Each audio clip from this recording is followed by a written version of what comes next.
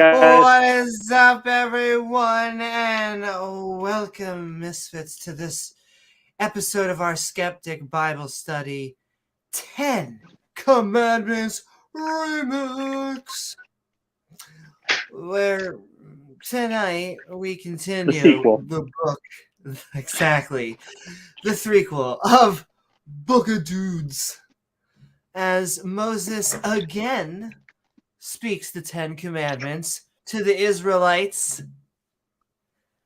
Schmishmalites. And then they hear the voice of God. Kinky. So, of course, he can give them even more sweet laws to follow. So won't you join James W. and myself? There's one Amy thing we Newman. don't have. It's enough arbitrary rules to follow. Look, I feel like we need hundreds and hundreds of arbitrary rules that we're eventually going to ignore and one day just say, but that's the Old Testament. Oh, No. But didn't it say it would be statutes forever? Forever. Or no? Forever. So more as we apparently get more and more laws than you ever thought were possible. More law?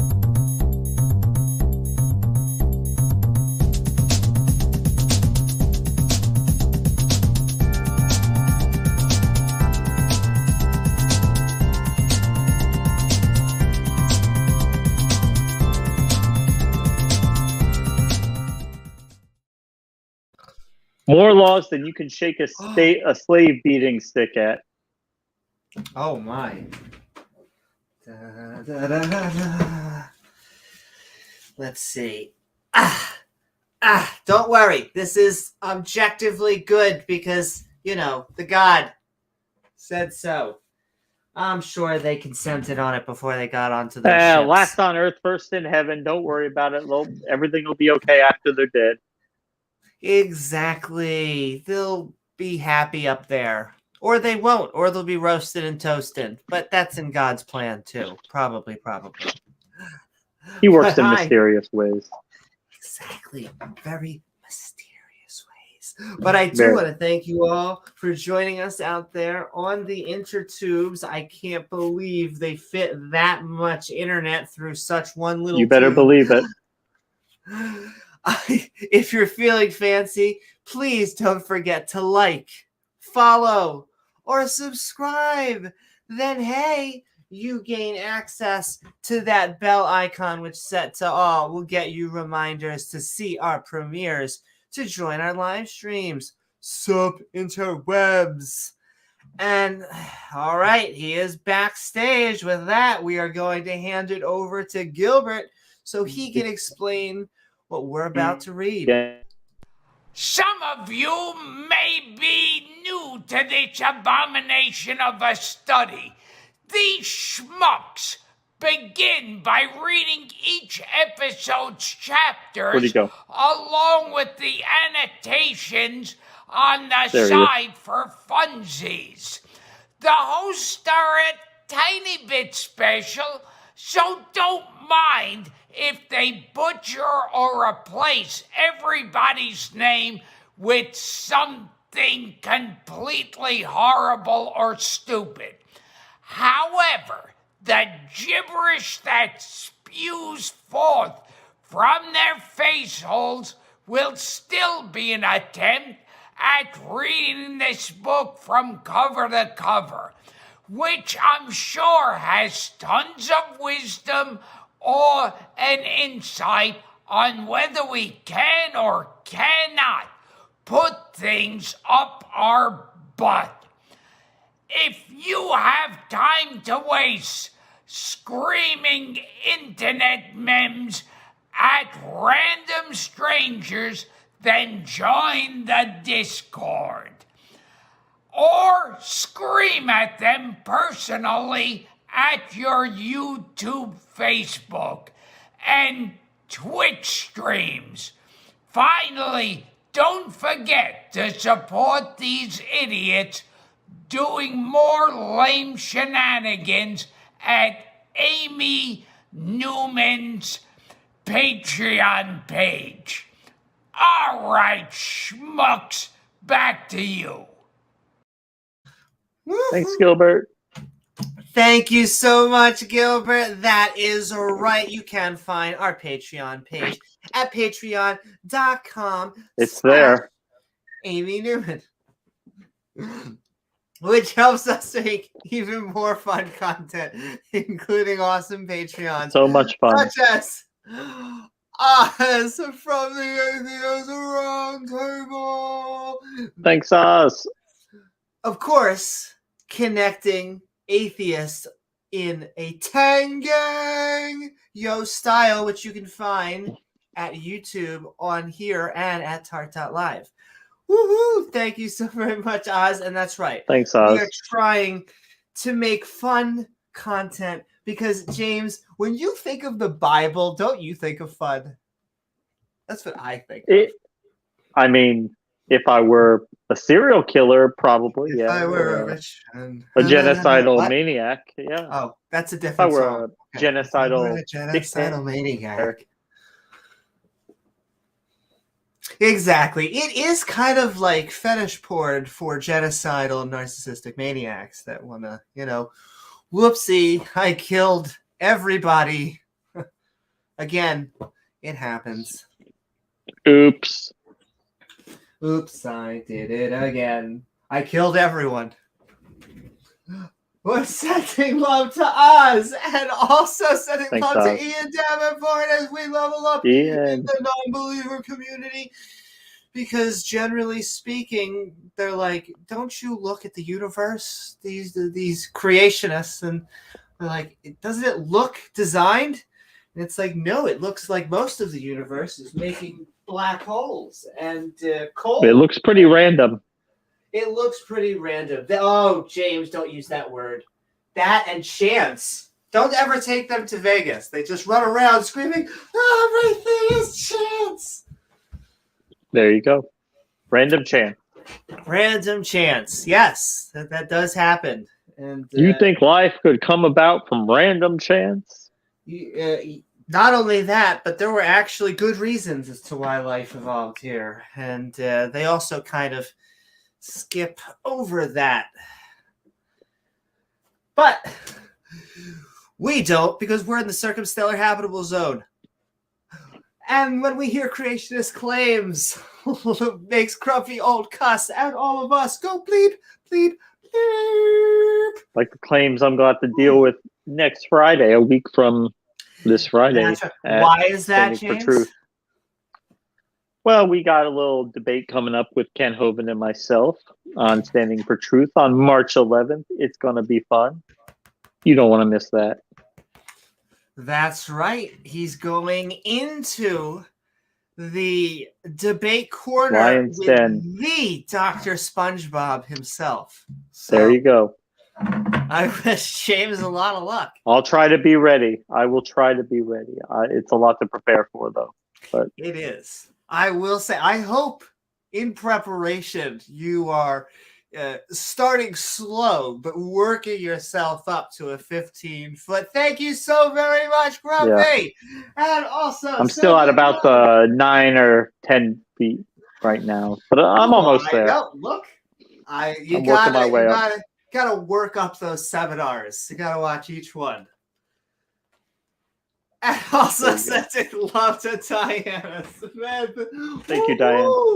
Because, we definitely know how much the Bible just treats women swell. As in, you better get your swell ass into the kitchen. Because, them and livestock, do they really? You can't have them voting. How silly would that be? But they always argue. It's just like slavery. What culture would be stupid enough to do that? They'll be like, but there were Christians on the side of the women being able to vote. And there were Christians on the side of, black people having, not being slaves. Little things like that couldn't have been in, the 10 Commandments. Yes, there were Christians on both those sides. You know, the funny thing is, though, they were biblically inaccurate. They were ignoring giant passages. They had some cognitive dissonance between them and their Bible. But that's good. That's the good kind of dissonance because, yeah. Well, yeah, exactly. We actually support that. The Jews, Christians, Muslims that really ignored giant swaths. Of course, in the debate circle or intellectual circle, we have to kind of point out a little bit of inconsistency. Nonetheless, we would rather have you at the mall table than anywhere else. The reasonable side of things. You know? Yes, team science. But not also on sending team love. genocide or team slavery.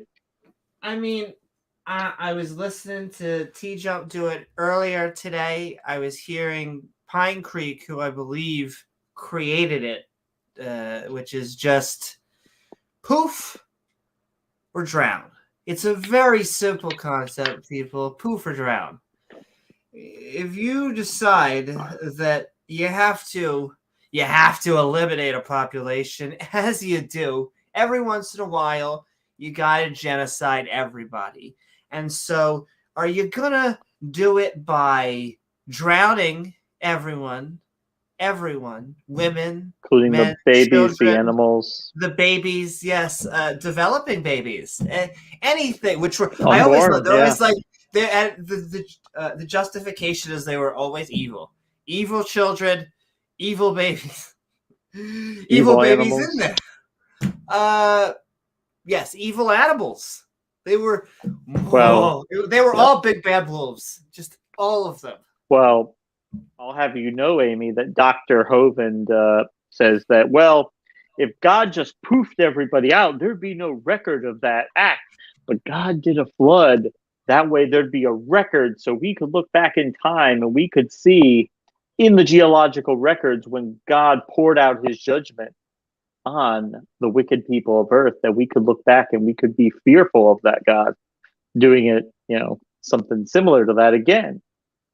Even though there's no record of the flood. He was like, look, I'm going to be not just an asshole, but I think if we're going to use theological terms, a super asshole. And then you'll know not to mess with me. I always love, they do turn that. You should fear. I'm going to have the fear and love of God in me. The mafia boss. Fear and love of God in you. He's like the boss. You do what the boss says, and the boss ain't gonna mess with you. But you start messing with the boss, and you might get a few bones broken. You might get clunked in the head with a pipe. Who knows? It's funny. Be a shame if one of those commandments got broken. Would have to maybe look at those bones of yours and make right with right. Look, James. Worship another it God all now? Makes sense. You want to go? You want to go worship another God? You want to go worship another God? Go ahead. Exactly, and there are other gods, as has been shown in many parts of the Bible so far. At least in the Torah, I know they're supposedly stopped. It is a polytheistic book. They do like a retcon in the New Testament. They're like, it was just other gods. They weren't saying that. Yeah, by the time we get to Isaiah, we're gonna see that start to go away. But the apologetic on that is they're not really gods. They're demons posing as these false gods to trick people into thinking that those gods are real. So it's just it's always back to Satan, Amy. Satan is tricking everybody. He's got his demons out there pretending to be these false gods so that people worship them, and they won't worship the one good God. And he's a hard worker. Like, he's working overtime. He is just out there really putting in those day and night shifts, trying to put fossils underground. So, can make us non-believers believe in things like apparently evolution. It makes sense.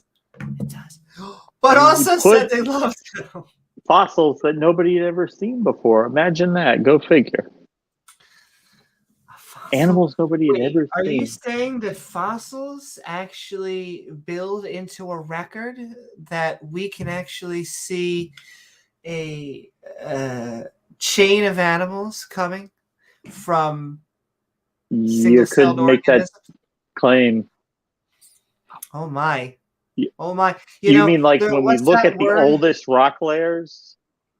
When we look at the oldest layers of rock, we don't find mammals there. We don't find amphibians. All we find is microorganisms. That's it. In fact, I do have to say another trigger word. Greatest common ancestor. Are you telling me we come from pond scum? Pond scum, James? How dare you? Luca, yeah. But we're sending love to the resident archaeologist. Sending love Thank to you, Pat Pat. Lovinger, who has done so many fantastic streams with us and also does so many fantastic streams at Biddy Buddha's channel at youtube.com/BiddyBuddha_. Biddy Buddha. So you should go out there and go learn you some shit, just like you should go be checking out all of these fantastic non-believer channels. But if you are a believer and a non-believer ally, we welcome you aboard. If you're just Team Science, we welcome you aboard. That's right, Brian. Grandpa, pond scum. Pond scum, how dare you? How dare you? Though, Gail Pastel and all of the skeptics, we are looking for just a little bit of empirical evidence. But, Ooh. that's cheating, Ooh, James. that You actually word. need to use much older tools. Tools that we don't, that are great for hypothesizing, great for sometimes I get a little bit into the headspace and I just really write down a nice syllogism. And I understand. It feels good. You just get those premises in a row and boom, a conclusion. But you do have to go out there in the real world and empirically test it. It is true. Aww. It was sounding so nice, just with just conjecture and Look, faith. But if I could just say something that I like, why can't we just choose to believe it? I like it. I like it. I like it. I like it like that. I want some more of it. What was that Sam Harris, when Sam Harris said, like, if your best friend had woke up one day and just started saying that they're actually married to Angelina Jolie and they love Angelina Jolie and she is just the best, most beautiful, amazing person in the world. And it makes them happy to think that they're with Angelina Jolie and that they're married and they have a family together. At some point, what do you say that the delusion is more harmful than good, even though they like it? And that is the thing, is that once we accept something that we knowingly know is not true, that's where I think or have no basis to break down or have no basis. Because I think we may, because there's always the asterisk. I'm sure all of us, the fact we all have something right now that is wrong. The problem with that is that what does feeling wrong feel like? Feels exactly the same as feeling right, because you do believe that you're right. And you just don't know yet. Exactly. So it's only when confronted with evidence, especially, it's always hard in an active conversation to change someone's mind or have your own mind changed. But I would say after repeated conversations, after repeatedly having empirical data put in front of you that disagrees or sways in another direction, you should change your mind. That's what the rational, skeptical person should do. Yes. I mean, but we could just pray about it. And also sending love to Dave Gar. Woo! I saw Dave Gar out there earlier in chat sending love. In fact, we're going to start saying Oh yeah, hi Dave to Gar. everybody out there. Yeah, he was out there. But, both the Quran and the Bible you could take flat earth positions on just reading Easily. those texts alone. And so it creates Easily, problems. yeah. I know. I'm not saying that the majority of theists believe that. Just that. But the fact that it's not an Got something unreasonable wrong. interpretation of the text, it Yes. seems to be a pretty natural interpretation of it that you come to that conclusion. Seems like pretty good data that God got something wrong, or more Hey, Mark. likely this book was inspired by man. Sup, Mark? Primitive man. Which, once again, not insulting. We stand on the shoulders of giants. We are insulting Yeah. the silliness of taking this specific book being taken so literally, being taken as if it were inspired by men trying to tell stories to each other to explain the universe. We ain't hating on our ancestors. We hating on someone, mostly leaders probably, who pick up this book and then spread bullshit from the pulpit. People who should know better. People who should know better. People who do in the know past better. had more of an excuse, but people today, you should know better than to pick an old book of fables. Naughty. Try to tell us it's absolute truth. Gizmo's not down with it. Gizmo's not down with it. Generally, all of our other animal brothers and sisters, and Scott Duke, woo-hoo, the lead hyena of the hyena's not down with it at all. That's right, because they look down on other animals. It's not even like a meat-eating thing. It's like they were poofed into existence for us. I honestly... Thank you, Rachel. Woohoo! What's up, Rachel? He sits here and watches the show. It is. I do have to say, our producer is adorable. He sits backstage working tirelessly day in and day out, even vetting calls. And so thank you so much, Gizmo. He works his tail off, I'll tell you. And he, every once in a while, he says something, like I say, so daring, yet very so profound. True. Very profound.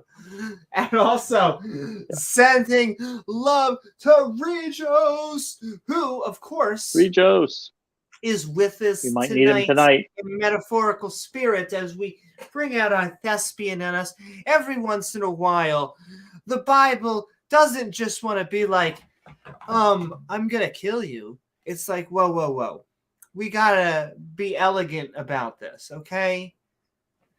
Thou shalt get stabbeth with my swordeth. There you and go. not in the Very, proper. sexy way, unfortunately. Yes, exactly. Very proper. Very proper. Middle English. Yeah. Unfortunately, much of the Bible is just the ending of Romeo and Juliet over and over and over again. Just everyone getting poked. It happens. It does happen.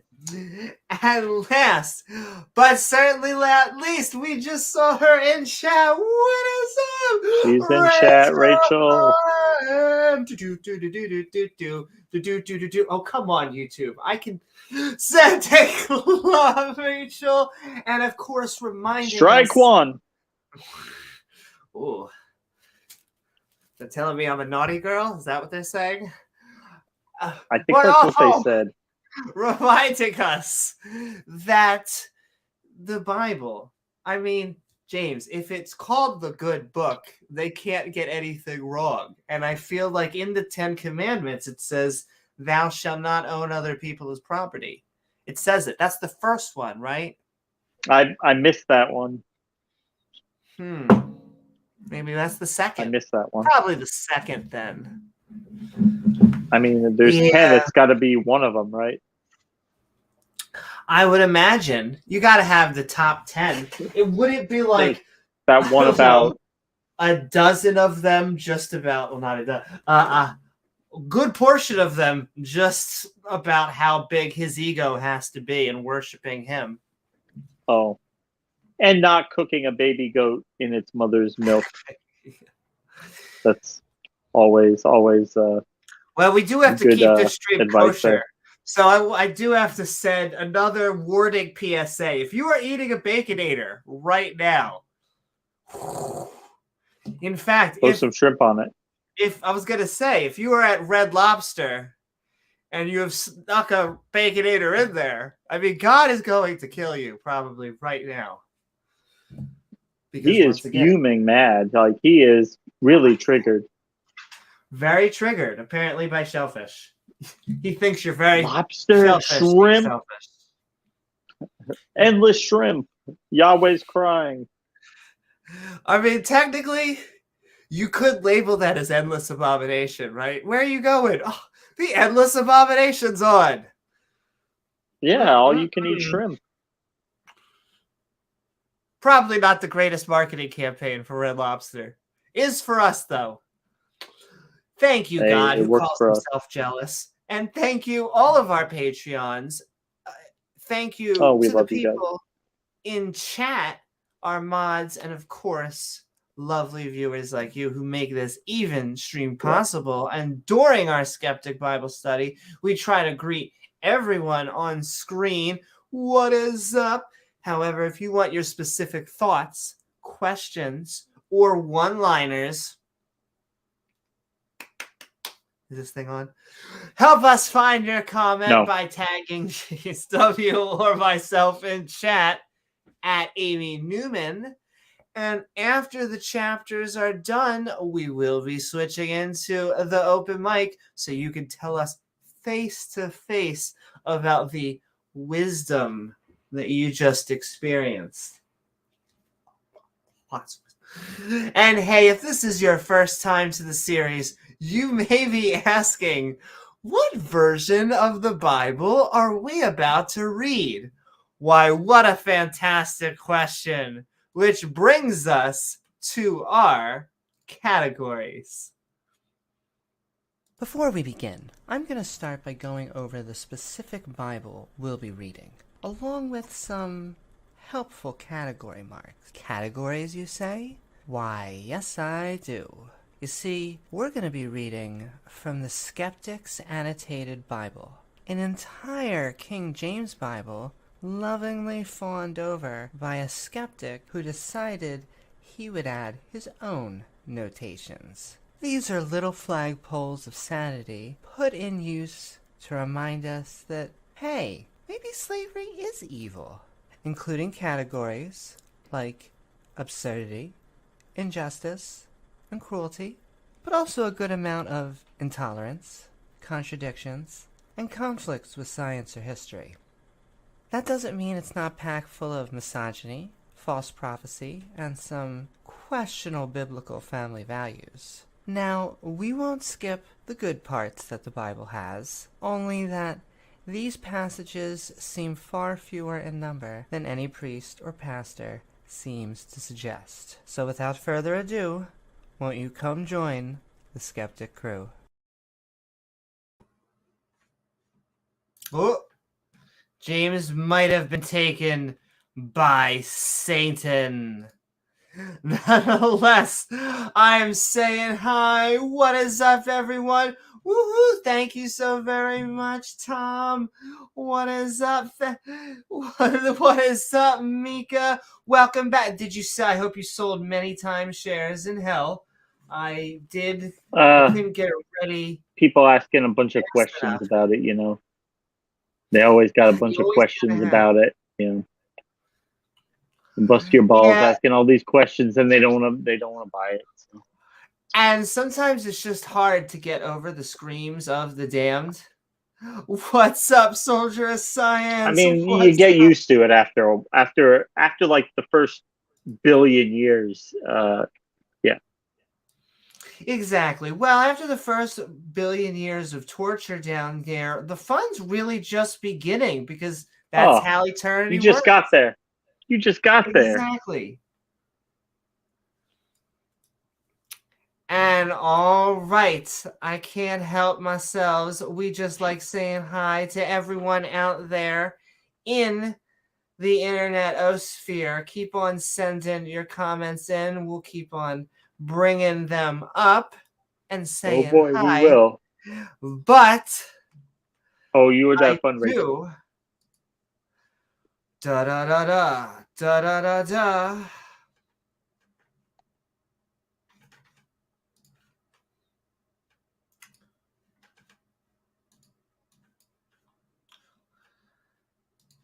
I do want to just jazz hands. That's what I want to do. With Oh. that, welcome everyone to our Skeptic Bible Study. On the previous episode, dude, where's my Moses?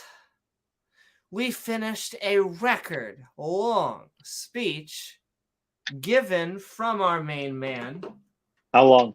Charlton Heston. It was like 4 chapters.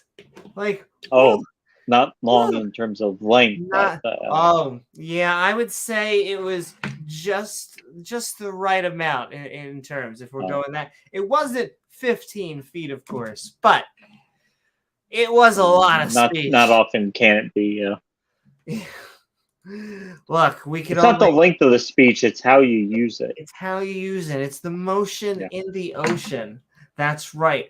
And we deliver that, of course, to the Israelites.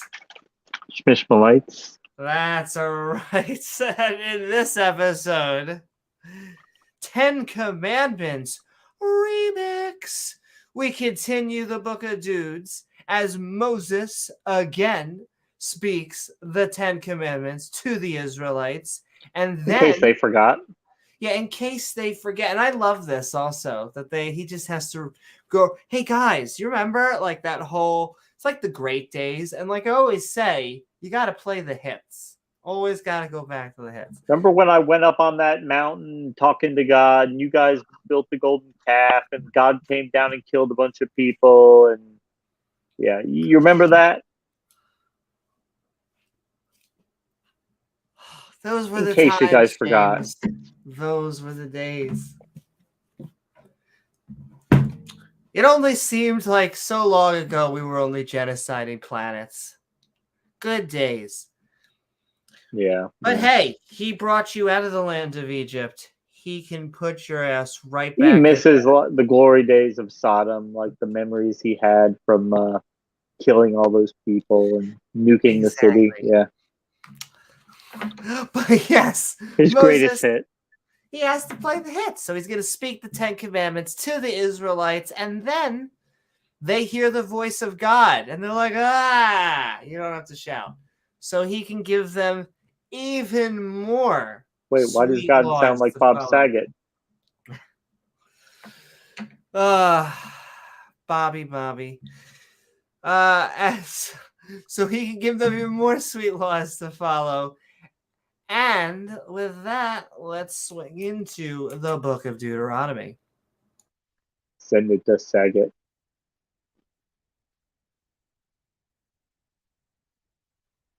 And I will say, I miss his comedy already because he was so raunchy. He was even though he was known balanced. as even though he was known as like the family man, from Full House and everything. But hey, then you get to go up on stage and. Are we going to do the category video, or are we skipping it? Oh, we did the category video. You did while I was gone? That's okay. right. While Just you were sure. selling timeshares in hell. Yep. That's right. But that's okay. We're still I going missed to it. send love. Look, every once in a while, What is up, Mark? What is up, everybody? I am catching up. Also, sending love, and I will even send. We're trying to get the Twitch community out there bopping. So I'm sending that into stream and also sending up James Wolf. What is up? That is the approach I've taken to anti-vaxxers, so I'm not so vitriol prejudiced, reminding myself they are just as convinced as I am, just their epistemological tools are broken. Exactly. To them, they feel like they are the skeptics. They are the ones trying to find, they know the real science. When I have found this, once again, I believe that no science topics are actually political. That's all bullshit. They try and make it. So vaccines, very simple. We'll go over this as many podcasts as it needs for people to be reminded. It is just the virus. We have killed it and injected the dead cells to help us, our cells on the microbiological level, have a blueprint for how to attack the virus. It's going to be that every time, all times, every time, because that's what a vaccine is. Woohoo! And also, what is up, the freak? Sending love. We are sending love to everyone as you join us because, and I'm going to have to send it up twice because, once again, He is very cute. Yes, he is very cute. And we are going to roll into the book of Deuteronomy, chapter 5. We are reading the 10 Commandments, and we have a good old onslaught of... Woo-hoo! What's up, Jay? Sending so much love. We got some interesting categories to start with. I know. So we, of course, have to start with the fact that there's going to be some prejudice. There's going to be a little bit, sometimes, James, you got to have a little bit of us and them. And that's what I really like about tribalism. I just like having those lines. Oh, makes sense. It does. In fact, while you're being prejudiced against people, you gotta be a little judgmental. You gotta unjust. It makes sense. Because if you're going to be prejudiced, you should also be unjustly prejudiced. It's kind of like peanut butter and chocolate. But not just that. But wow, we actually have a big old helping. They love that word, James. It's all about those family values. So cute. Biblical family values. Biblical family values. Exactly. And that's what the Bible shows us time and time again, is how much that it loves treating the family like equals, in that everyone's going to suffer equally. Oh, well, which often involves a child getting killed or sexually assaulted. So I don't see where anything could go wrong with that, right? Yeah, no, exactly. I can't imagine anything going wrong with leaders just having power unchecked. Oh, your kid doesn't do what you say, execute him, right? But also, I can't believe it. Even though we just said all that stuff, I can't. I do have to. Just, James, there's something good. There's something good in the Bible. Hey! Holy moly! We haven't seen it in a while. I know, but it's been at least a good 5 or 6 chapters since we saw something good. But, aside from maybe the prepositions or the conjunctions. Junction. What's your function? Hopefully not getting someone stabbed. But yes. Although that is not a guarantee. A clock, yeah.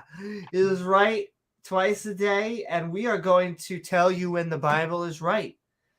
And But last, but certainly not least, the Bible has a good helping of feminism. That's what I like about the Bible. Like we were just saying earlier, it treats Putting women in their place. equally.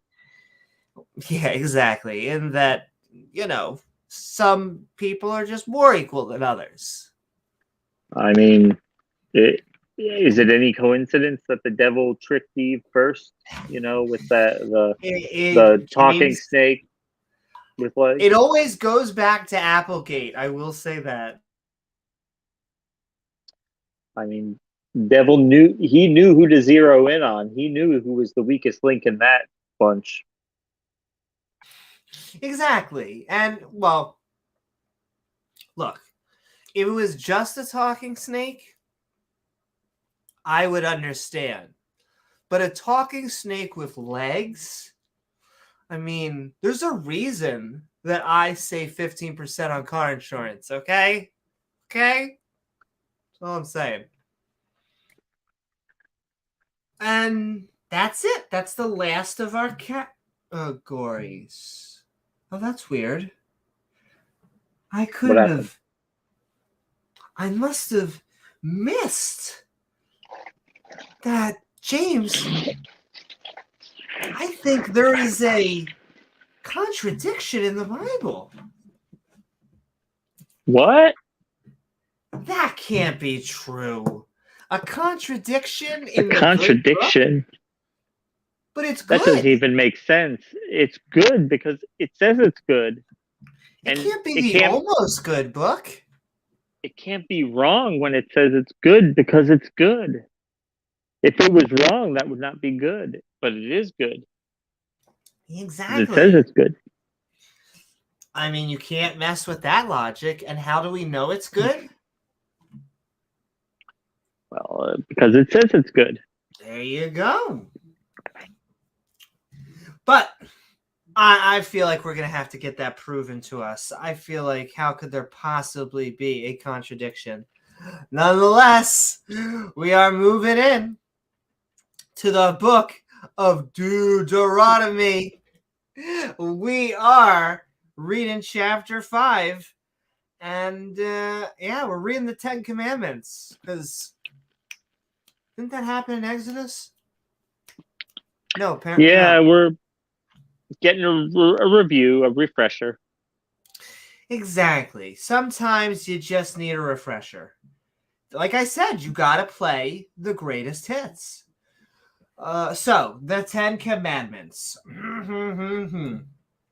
And so Charlton Heston called all Israel Shmishmael. and said unto them, this is kind of hot. No, Free tacos, Taco Tuesday. Free Taco Tuesday. No. Hear, O Israel. Oh, not there, O Israel? Not there. Over here. Oh, that feels good. The statutes and judgments which are laid down by a paladin, which I speak into your ears, like this day, that ye may learn them and keep and do them. Okay, thank you. Oh, thanks, God. Thanks, God. I also like how you've often brought up how this must have been written by the guy that's like saying it, paid by the word. Paid by the word. But yes, ye keep them. The Lord Bob, our goddess, made a covenant with us right in that whore. Right in that horeb. Oh, did you now? Well, the covenant. Like, I'm God, you're people, I give orders, you follow. How's that sound? Oh, that's the covenant? Yeah. Oh, it's a great covenant. Oh, my. Also, welcome, Shadow, to the channel. This is our lovely two schmucks that you see hosting here. We tend to be very... Totally. We tend to have a little bit of a fetish for science. We can't help ourselves. But we are reading the Bible word for word, mostly. In fact, I will say sometimes we get flack even from the metaphorical. They say, even us atheists, you're just reading it too literally. Even the literalists will say, you atheists, you're just reading it too literally.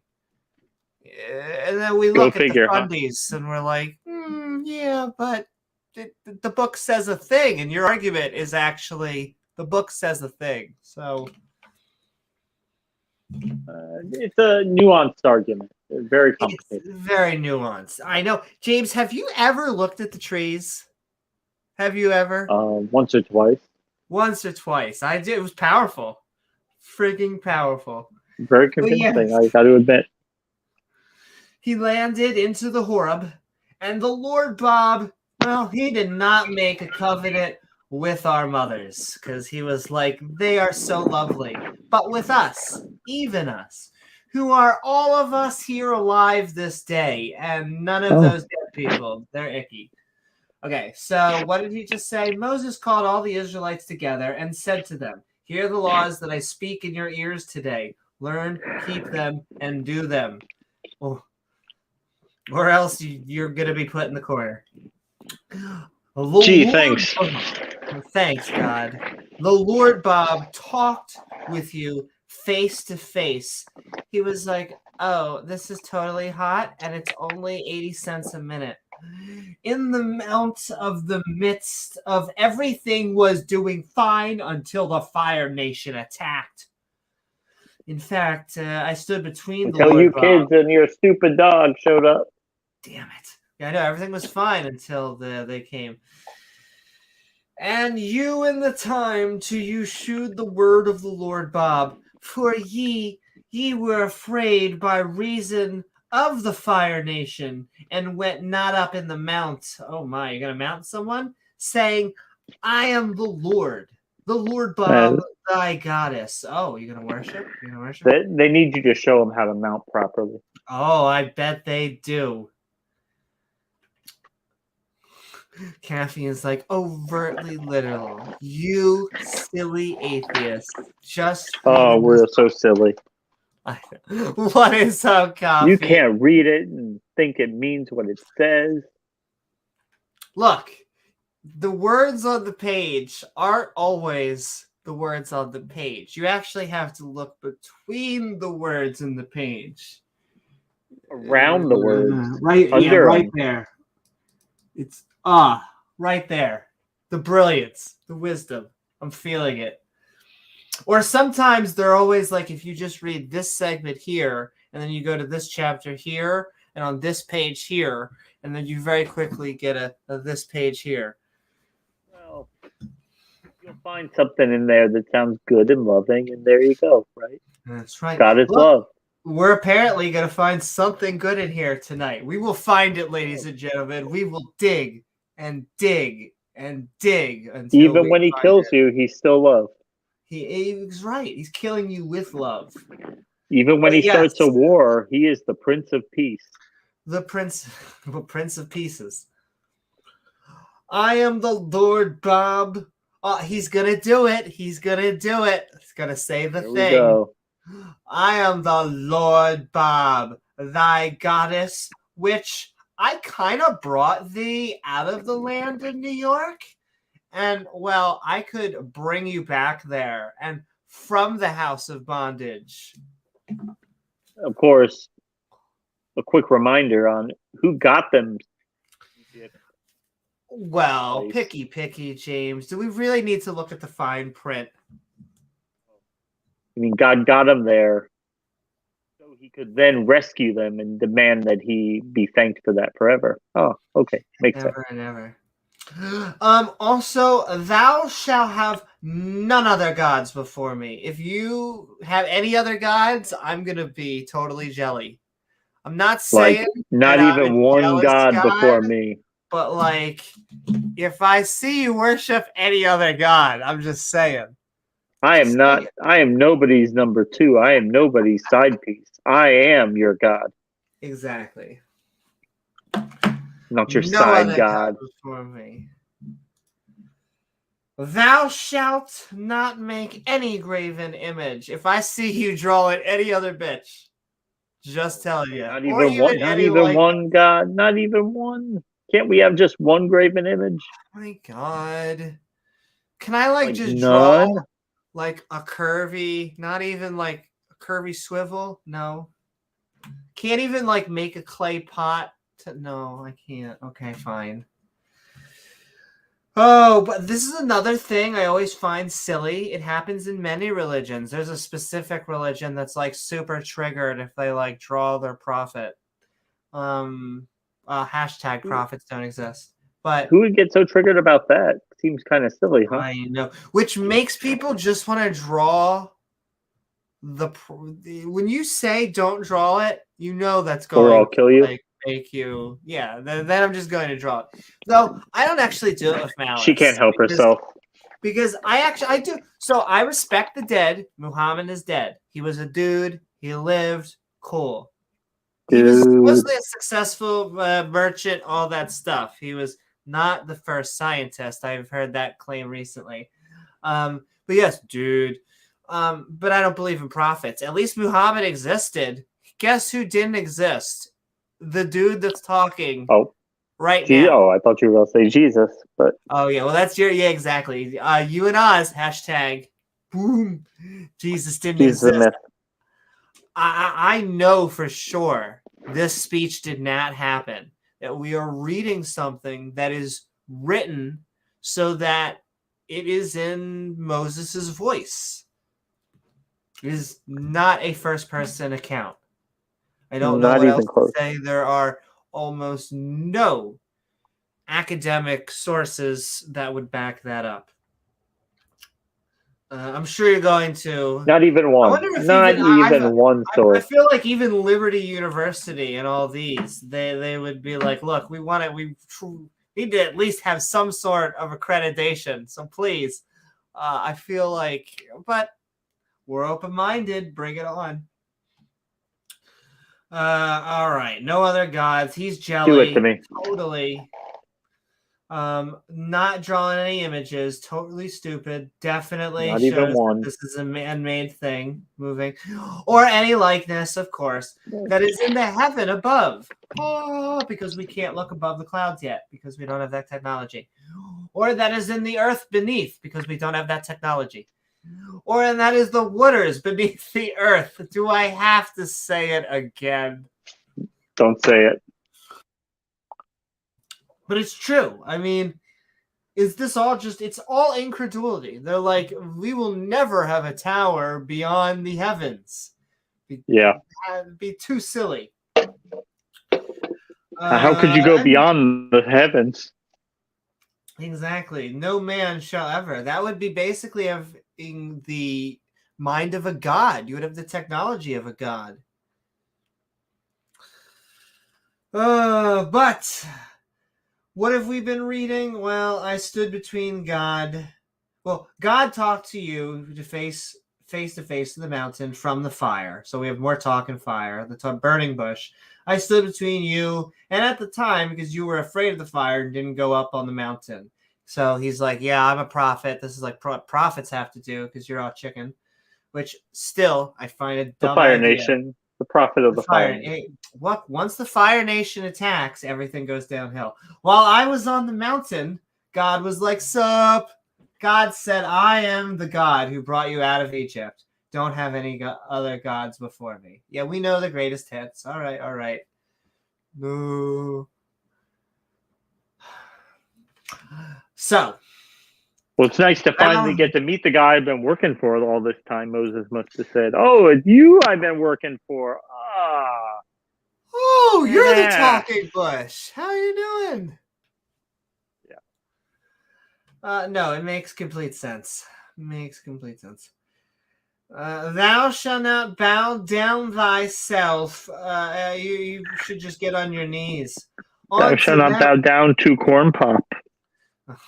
Nor serve them, for I, the Lord Bob, thy goddess. Oh, we know what you're about to say. I am a totally jealous goddess. Like, super jealous. I know I'm a god and all this shit, but couldn't get over that. Visiting the iniquity of my fathers. Couldn't he just be like, maybe he would just need to become a polyamorous god, and he just needs A to polyamor? Oh, I don't I think so. understand. You gotta be jealous, but he doesn't seem to. I feel like he would just smite. Though, in fairness, he seems to smite the humans that are his chosen people. I would not want to be God's chosen people. Run away. Back. Run away. The inequity of the fathers and the mothers and everybody upon the children, on to the third and fourth generation, because That's what I'm Bob kind Larson of said. a dick of them hate That's me. what Bob I'm Larson sorry. said. So that's what he makes money off of. Yes. Yeah, I do. Bob Larson at the Commander Dickla. Command. Oh, look, right there it says, if I visit the iniquity of onto the third, fourth, fifth generation. So, hey, if someone in your ancestor did something wrong, then, hey, you got to pay me to break the curse, right? Exactly. And it's always stuff that it's like slowly putting a pill in someone, and they start coughing, and they're like, oh my God, someone, oh my God, quickly take this, please take this cure. And after you take it, please, I need if you have a little change on you. Papa needs a new car. It's true. Bowing down can be. Though, we always promote good worship, but we just gotta, they need to prove they exist. That is the one thing. God, any God, why can't you just prove you exist? And the joke always is they look up. No one ever looks down when they talk to God. I know, Gizmo. Exactly. He's looking for God. He's looking for God. Once again, he always brings up something so profound, and yet I'm just glad we get to put it on the airwaves. What would humanity do without it? What would humanity do without this book? James, this is the wisdom of our ancestors. Thanks, ancestors. Thanks. I just cannot give the what is the comedian's name? He's an atheist comedian's point. I'll forget. Ricky Gervais's point. Oh yeah. Which is just, if we were to burn any religious holy books, if we were to burn the very specific ones and do like a mix, and wonder if they would come back word for word, the chances of that happening would be very small. Almost, it'd probably be completely different. People had memorized them. Exactly. But if you were to burn every scientific textbook right now, slowly but surely, we would rediscover every single one of those scientific facts, and they would be exactly the same. You mean if we gave all the books over is the difference to between Ken science Hovind and religion. and told Ken Hovind to, hey, rip out all the parts you don't like, and he ripped out like 80% of it and filled the rest in with Bible. Yeah, look, you just gotta fill it in with the good book. It's good because you could tell he's jealous, and that's good. They somehow have a way of explaining. They have an apologetic for everything, though none of them are good. None of them are particularly good, but yeah, but we are reading Deuteronomy chapters 5 and 6. We're having fun. God is super jealous, like level 10 jealous. Yeah, level 10 jealous.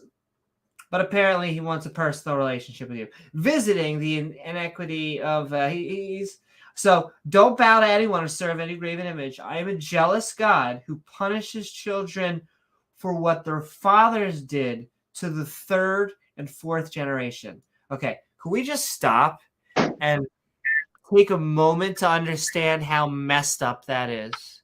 I mean, this is like the birth of hell. It's actually from the Zoantarianism. Zoroastrianism, Yeah. yes.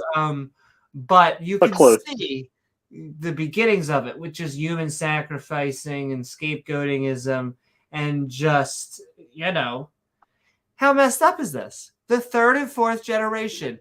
You mess up, I will not only punish you, I will punish your kids, Your grandkids, your great your grandkids. grandkids. Yeah, your great great grandkids. Listen, this is not the hero. This is not the good guy. I don't know how many times we need to say this. This dude's a dick. An absolute dick. He definitely is. And that He deserves it. Doesn't mean there is no God. Like, we can't be like, this guy's a dick, therefore there is no God. But any argumentation that comes from this God is the God of love, this God is the God of just Prince of Peace, happiness and rainbows, up your butt, is no. No. He has very specific rules, laws, and what is the lovely C word of the day? Commandments that he wants you to follow. If you don't, he gonna not only mess you up, he gonna mess you up for a long, long time. He gonna mess you up generation wise. Well, I mean, it probably came about because you would see people that bad things would happen to them, and hey, they didn't do anything wrong, so why is God doing things to them? And then it gets, well, maybe their ancestors did something wrong, maybe their grandparents, maybe their great grandparents did something wrong. It's but insidious. I mean, and there is always an apologetic. There's always like, well, did they ever do anything wrong?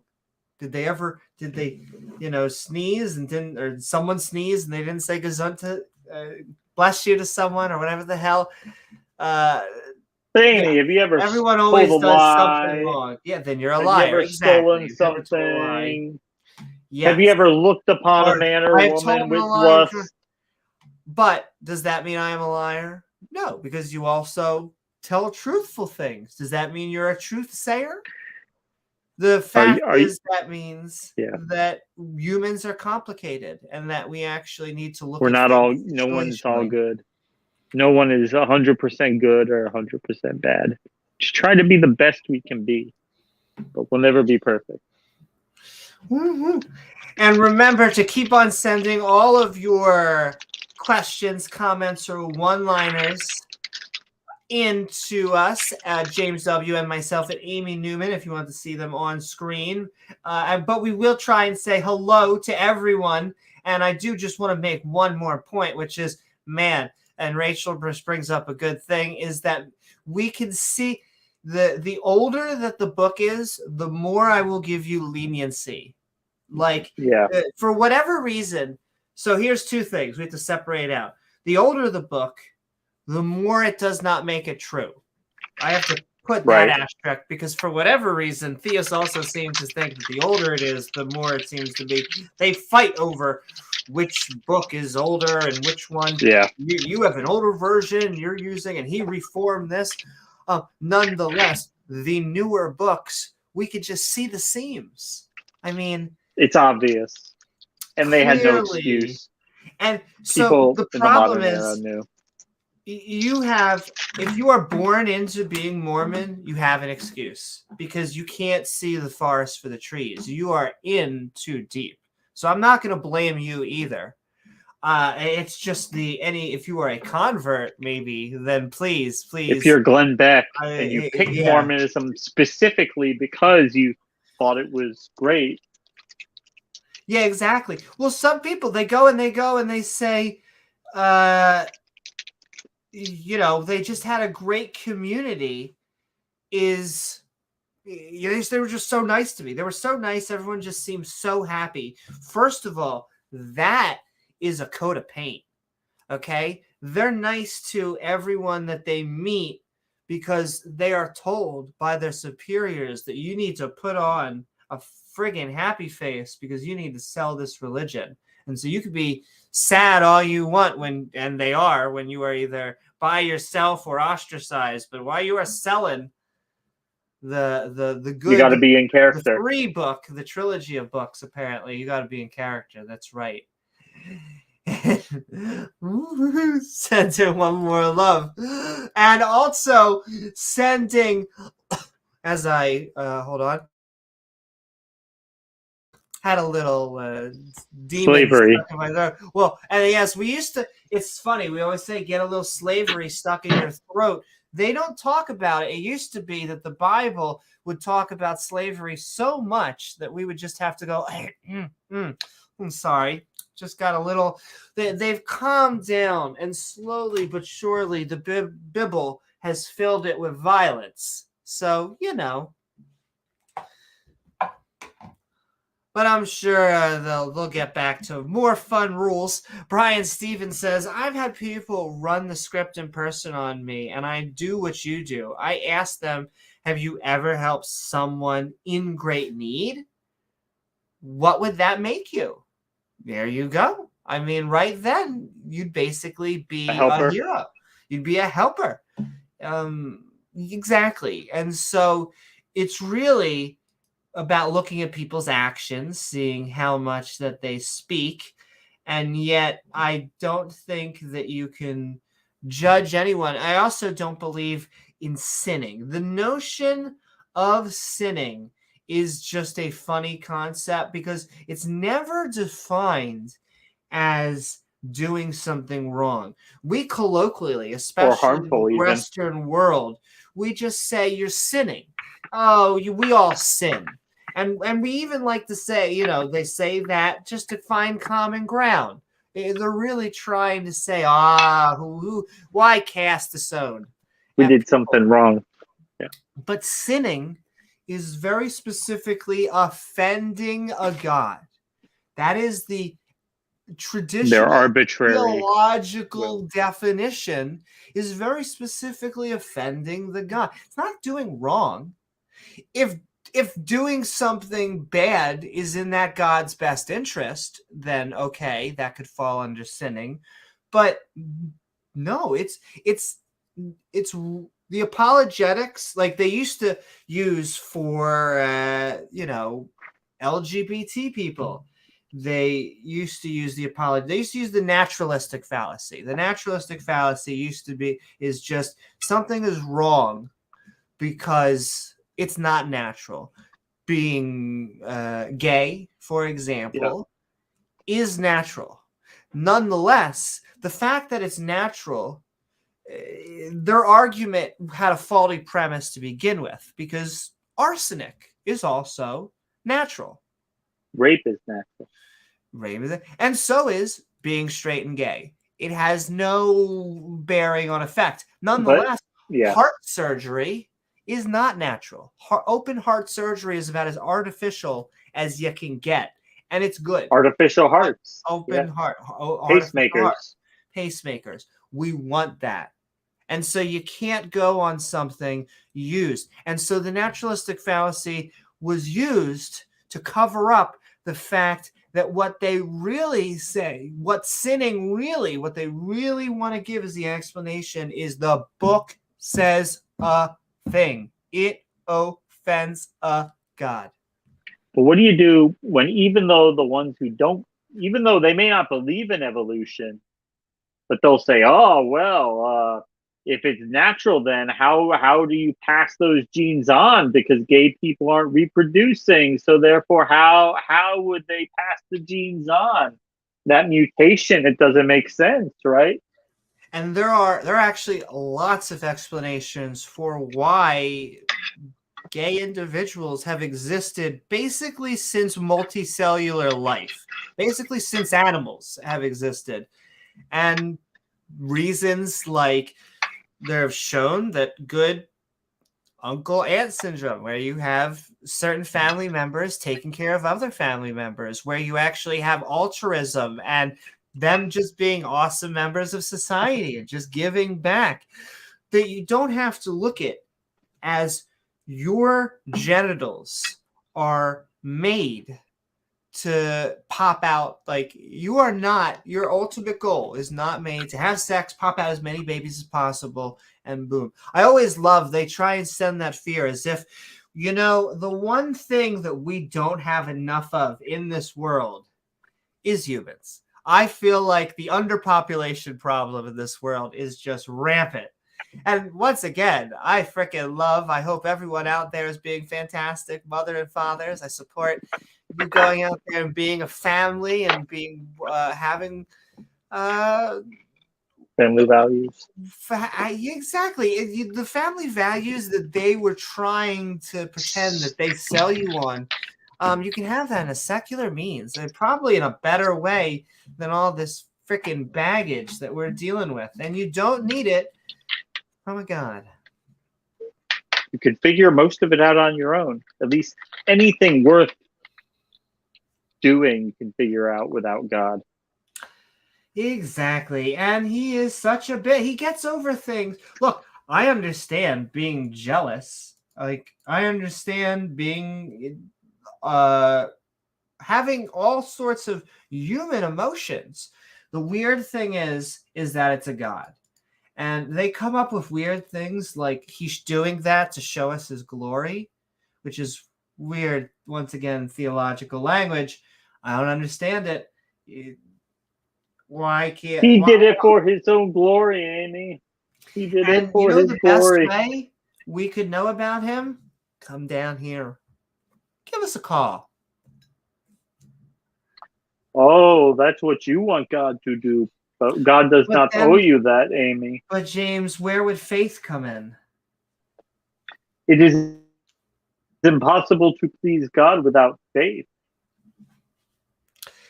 Exactly. And all right, I just couldn't help Yeah, myself. I just couldn't Plow on. linger on just not only will we continue forward, but I just want to read one last time. I am a jealous God who punishes children for what their fathers did to the third and fourth generation. I just want to think, Family values. is that the God that represents you? That's all I'm asking.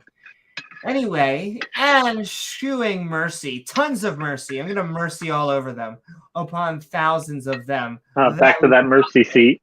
I know, we're going to put him back into that hot mercy seat. And oh, the honor, the irony of him being like, and love me and keep my commandments, because I'm definitely the good guy of this story. Because if I didn't create you, I wouldn't have people to give commandments to. So Exactly. You got to have a chosen people. You got to have an us and them, or else how would this work? Thou shalt not take thy name of the Lord. God damn it. Really? You're going to make that commandment? what the fuck, Amy? I know. Christ on a cock.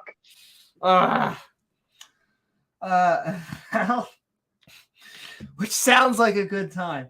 Thou shalt not take the name of thy name of the Lord, thy goddess, in vain. Because that'd be like totally rude. For the Lord Bob will not hold him guiltless. It will totally be. Oh, no. Not guilty. I'm hoping this was guiltless. Or I was hoping this would be guilty. That taketh his name in vain. Don't be naughty. Don't be so naughty. Why are you taking my name in vain? I'll totally punish you for it. Saying my name, being such a naughty boy.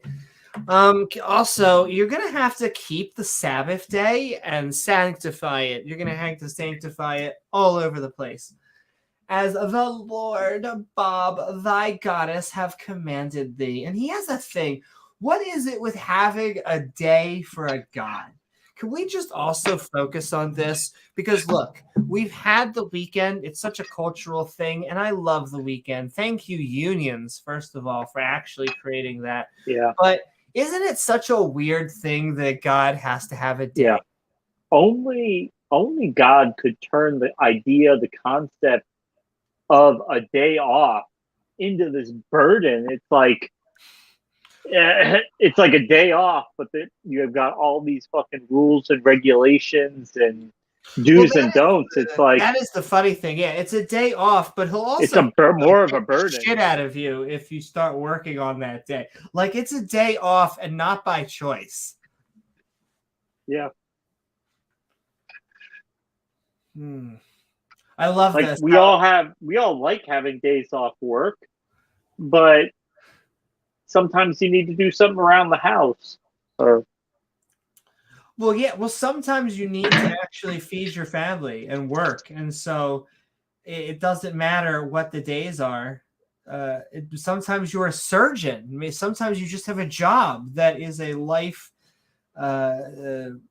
People's lives depend on you, but no, God has better plans for you. and that's why in the New Testament Jesus kind of walks that back a little bit because of course the authors knew how ridiculous that was. So Jesus is like, whose ox falls in a ditch on the Sabbath day, and who wouldn't, dig their ox out of the ditch? Who's just going to let him sit there for? Yeah, of course you're not going to do that. So stop with this hyper technical, uber literal interpretation. Stop reading it, James. If you read it, then you have to look inflexible at the words, and those make sentences. Don't be so inflexible. Exactly. Also, I love that the notes are basically like keep the Sabbath day, and then what we're about to read is just like a whole bunch of shit. Like this dude totally needs an editor. Can't edit it though. If you edit it, it's the good book. It's a holy book. What is up? Just saying hi to everybody also as they come on board. If I didn't already, what is up, Soldier of Science? What is up, Flum? What is up, John Vance? Hey guys, and thanks for joining the party. Chat, whether you are on YouTube or also we are trying to also throw Twitch parties, whatever platform you like to stream on.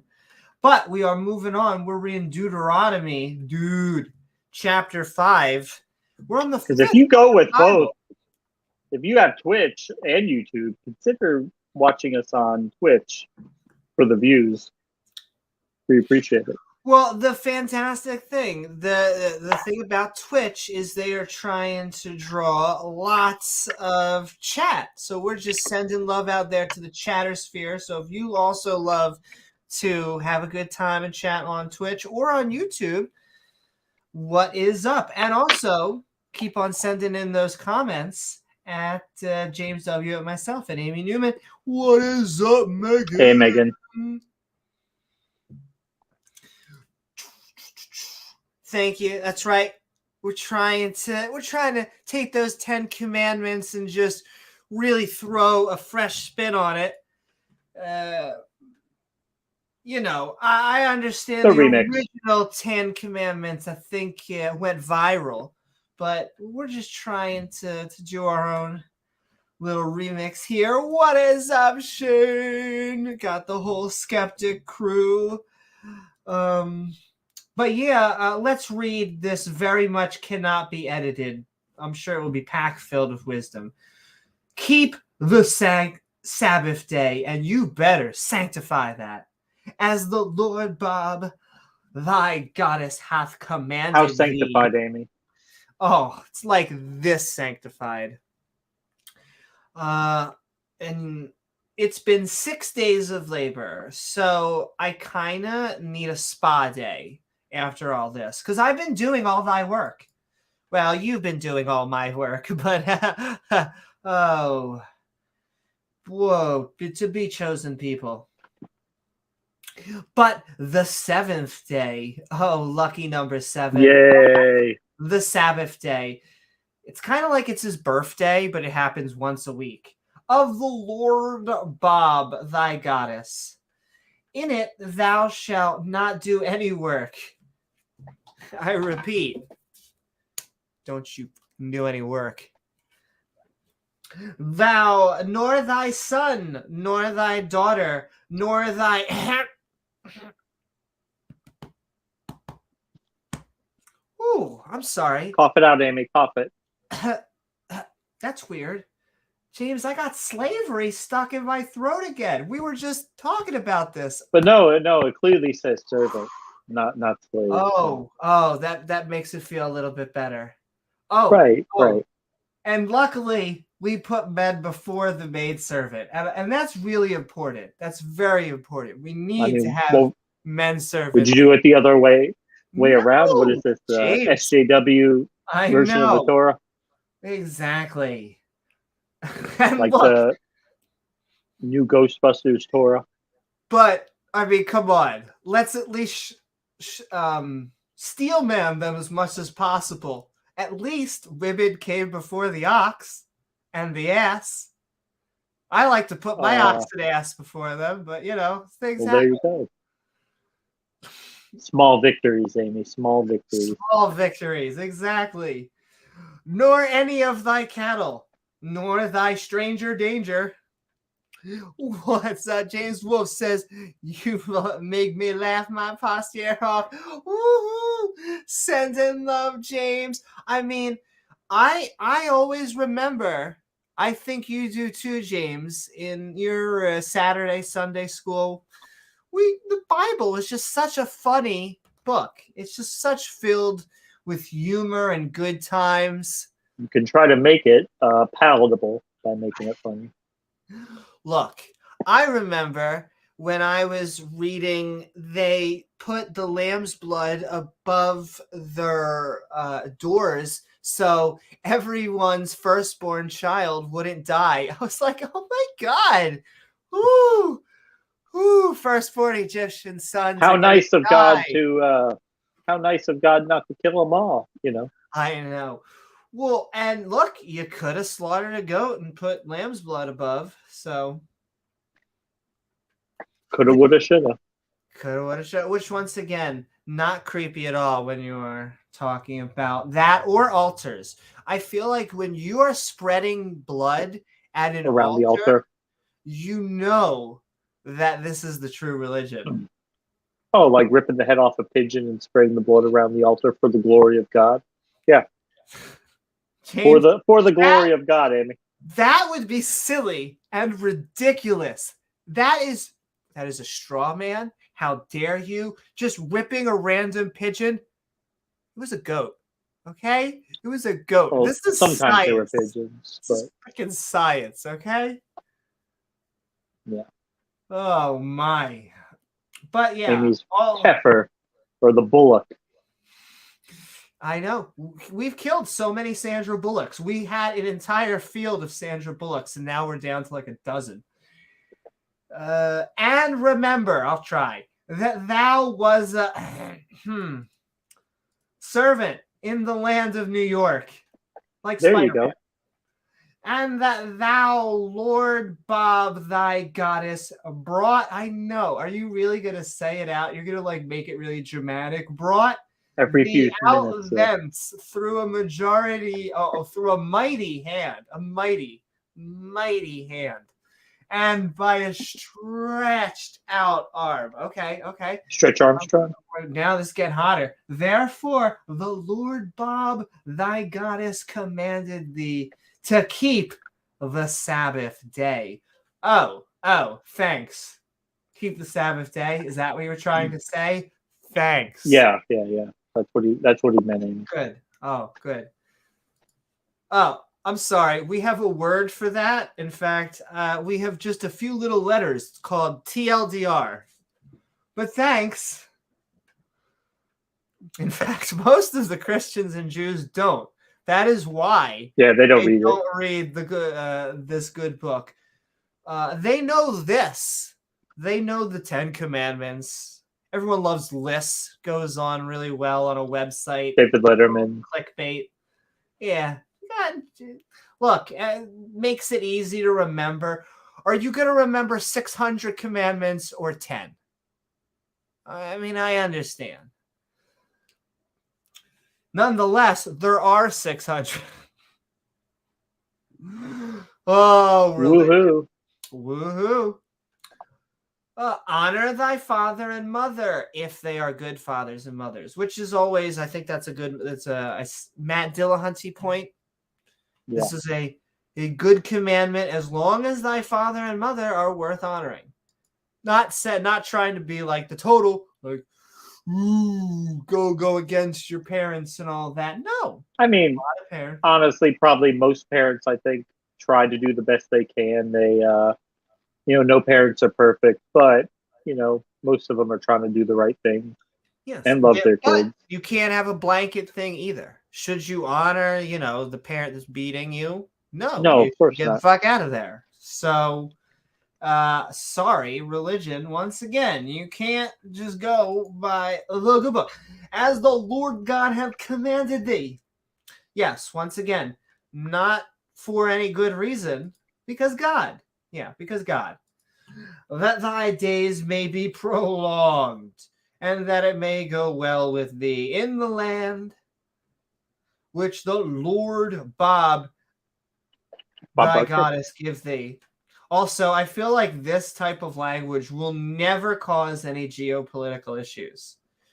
That's what I like about religion. Of course not. I mean, hey, look, God said he gave it to us, right? War. Exactly. And I feel like God said it. And there's never going to be another religion, so all we need to do is point right back to us, and I feel like there'll never be an argument. It's real simple. Why would there be another religion, Amy? I mean, there's one God, right? So why would you ever need to have another religion? Even though I'm learning that both the Muslims and the Mormons retcon the shit out of this book. Even the Christians do. So they latching on to the Old Testament, to the Torah, and yet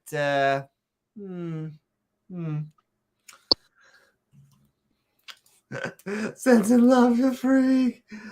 Thanks, the freak. Yeah, well, I will say, okay, so look, we gave a warning. We said we would do it, okay? It happens. There is something good in the Bible. Look at that. Look at that. It happens. There you go. I mean, even the line itself isn't that long. Like, look at this. That's true. Look at the Sabbath day compared to 2.5 paragraphs. Yeah.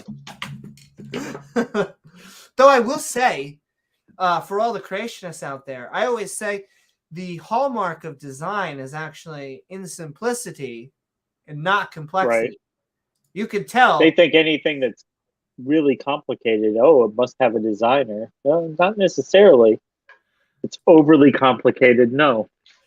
Yeah, complexity to me is the hallmark of time. Not always. Right. Like you have a simple system. You want a simple way to get into your car, but because we are a complex organism, we slowly get more features that don't always make that possible.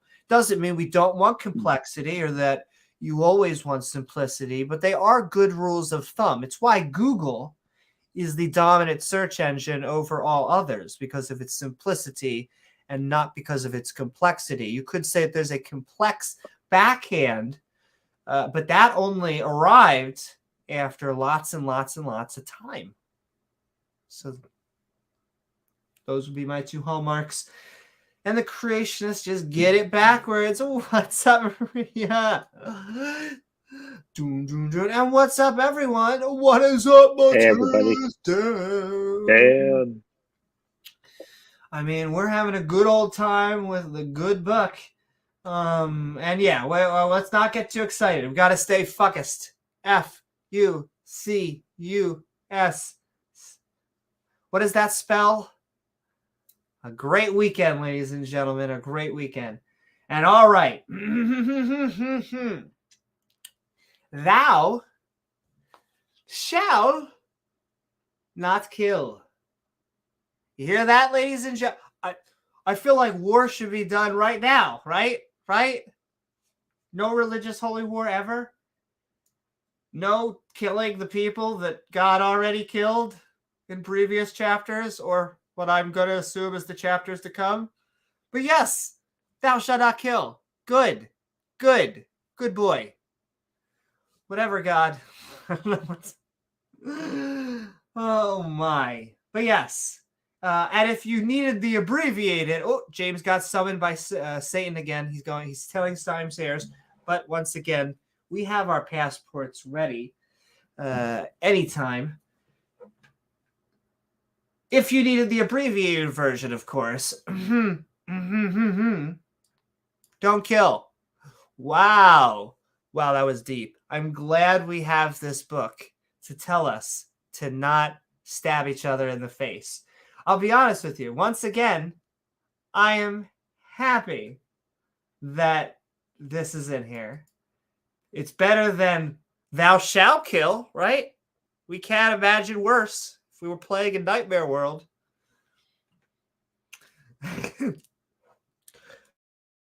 Send in love. Kill doggies, right? Rubbing that Twitch algorithm. Saying hi. And I'm sending hi to all of you out there in the internetosphere. Okay, that's good. So we have thou shalt not kill. Oh. Whoo, wait. James, I can't believe it. Yeah. Once again. Look, sometimes you just got to hear people scream into your ear over and over again. And because It they're really being motivates you. it motivates you to tell you how loving this God is. Which Well, point about that, yeah, they're being tortured for his glory. So, I mean, that just makes it all worth it. Exactly. For his glory. They don't really explain what his glory is, but I will say there is no God glory hole. So is it really for his glory? For his glory. Shane Billowitz says, so wait, are you saying that before Moses wrote this down, nobody knew that killing was bad? Well, I mean, considering every other sentence in the book is about killing, then it goes back and says, oh yeah, by the way, don't kill. It just seems kind of a little cognitive dissonant. What do you think, Amy? What?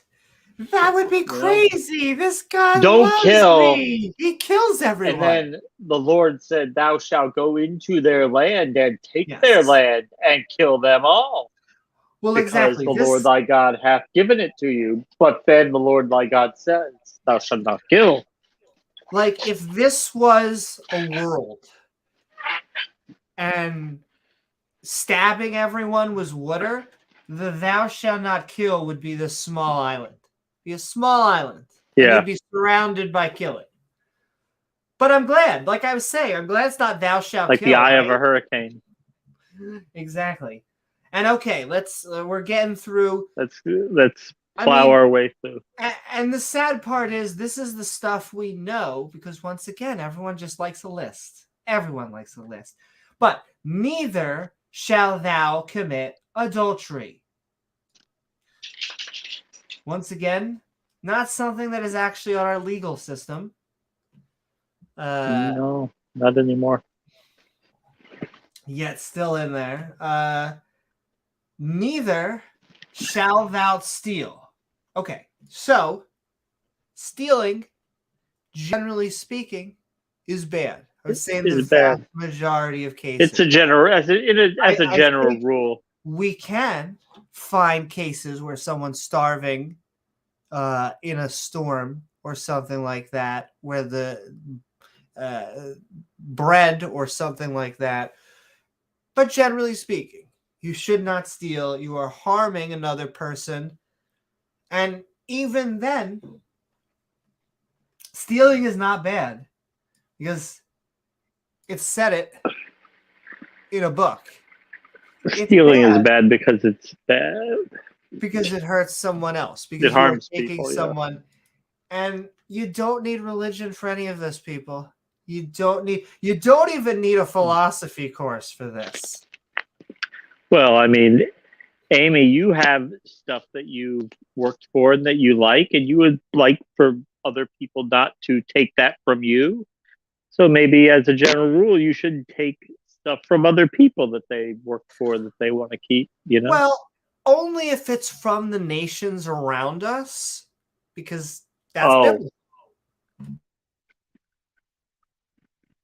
Oh, and then there was that one time when remember when they were on the way out of Egypt and God told them, "Hey, on the way out, before you guys leave, just go ahead and help yourself to your neighbor's gold and silver and valuables. Just go ahead and steal what you want to steal Spoils from for your neighbor." yourself.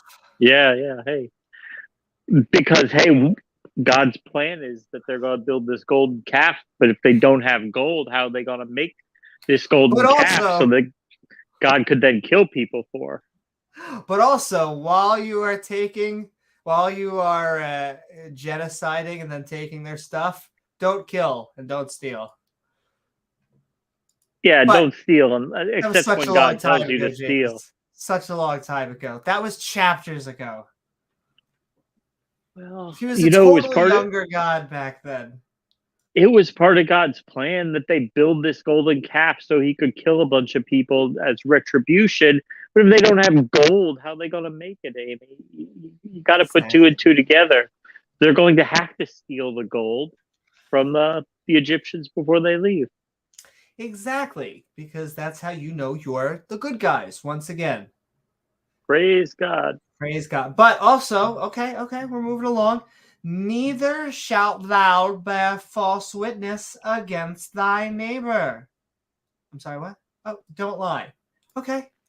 Generally speaking, once again, that is actually a pretty good. That's I'd say in the vast majority of situations, that's actually a pretty good. People don't like people who lie all the time. Yeah, you build a house of cards when you lie to people. You start lying. I can't imagine, once again, like stealing, if not to go Godwin's law completely, but if there are SS soldiers outside, you probably shouldn't say that there are Jews in your attic. Nonetheless, in the vast majority, you shouldn't lie. And if your partner asks you how they look in a particular outfit, you might want to temper your comments. You might not want to tell them exactly how you think they look in it. And yet, we probably didn't need a book to tell us any of this. Probably not a holy book.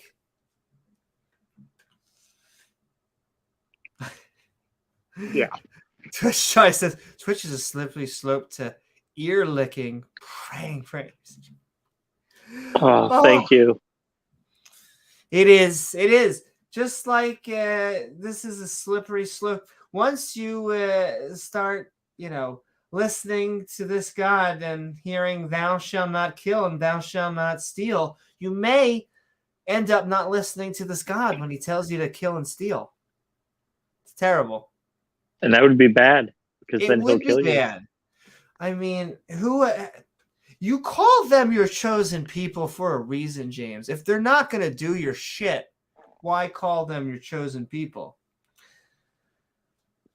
Neither shall thou desire thy neighbor's wife, neither thou covet thy neighbor's house, his field, or his... Oh, man. Cough it up. This is so embarrassing. I keep the on Heimlich getting maneuver. slavery stuck in my throat. That's weird. Manservant or his maidservant. And once we have that, let's get to our other livestock, like his ox and ass. Or anything that is thy neighbor's. Oh, his sacks and his asses. There you go. Oh, man. Don't covet your neighbor's wife, ass, or slave. Or anything that belongs to your neighbor. I don't know. He's got a nice ass. I don't know what to say. Oh my! I want to see God's ass. That is very. Isn't there? If I jogs my memory, isn't there a chapter that we saw God's backside? His back parts he showed Moses, because if he showed his front parts to Moses, it would have killed Moses. He would have not been able. So, but he was just able to get a glimpse of God's back parts. This makes Even sense. though later on it says that nobody has ever seen God except Moses and the elders of Egypt when God went down and talked with them, and except Jacob when he wrestled with God. But none of them did see God because no one has ever seen God, right? Exactly. Speaking of which, I think we're actually about to hear God, which is something that we hear all the time from, creationists. They're like, come on, would you really want to hear the vocal words of God? Where would faith come in? Well, I don't know where faith comes in for these people. And apparently they're able to still choose to do other things for other gods because they constantly do. Also, sending love to Patty P. What is up? Hey, Patty. We're having fun. We are reading Deuteronomy chapters 5 and 6. Come on, dude. The people hear, the voice of God, and they say they'll die if they hear it again. They will die, yeah. They will die. Which, of course, I mean, come on. We only have one category. How can you not laugh? How can you not laugh when you hear claims like these? It's like, what the... Try not to laugh. And these are the chapters we don't read. You never read the 10. You don't get the remixed version. They just read the 10 Commandments. I don't remember even reading most of the original Moses story. If I knew that God had hardened Pharaoh's heart 5 times, I know which team I would have been on, and it wouldn't be Team Yahweh. Yeah, it's not something they make a big deal about when they're telling you what a great guy he is, right? Even if I can even convince a Christian or a Jewish person that's literalist to believe that God hardened his heart, they'll be like, well, it was once. It happened once. Maybe he did it after he had already disobeyed God. No. 5. 1, 2, 3, 4, 5. I have it burned into my fucking brain because it was reading the actual Moses story is fairly traumatizing. I don't understand how.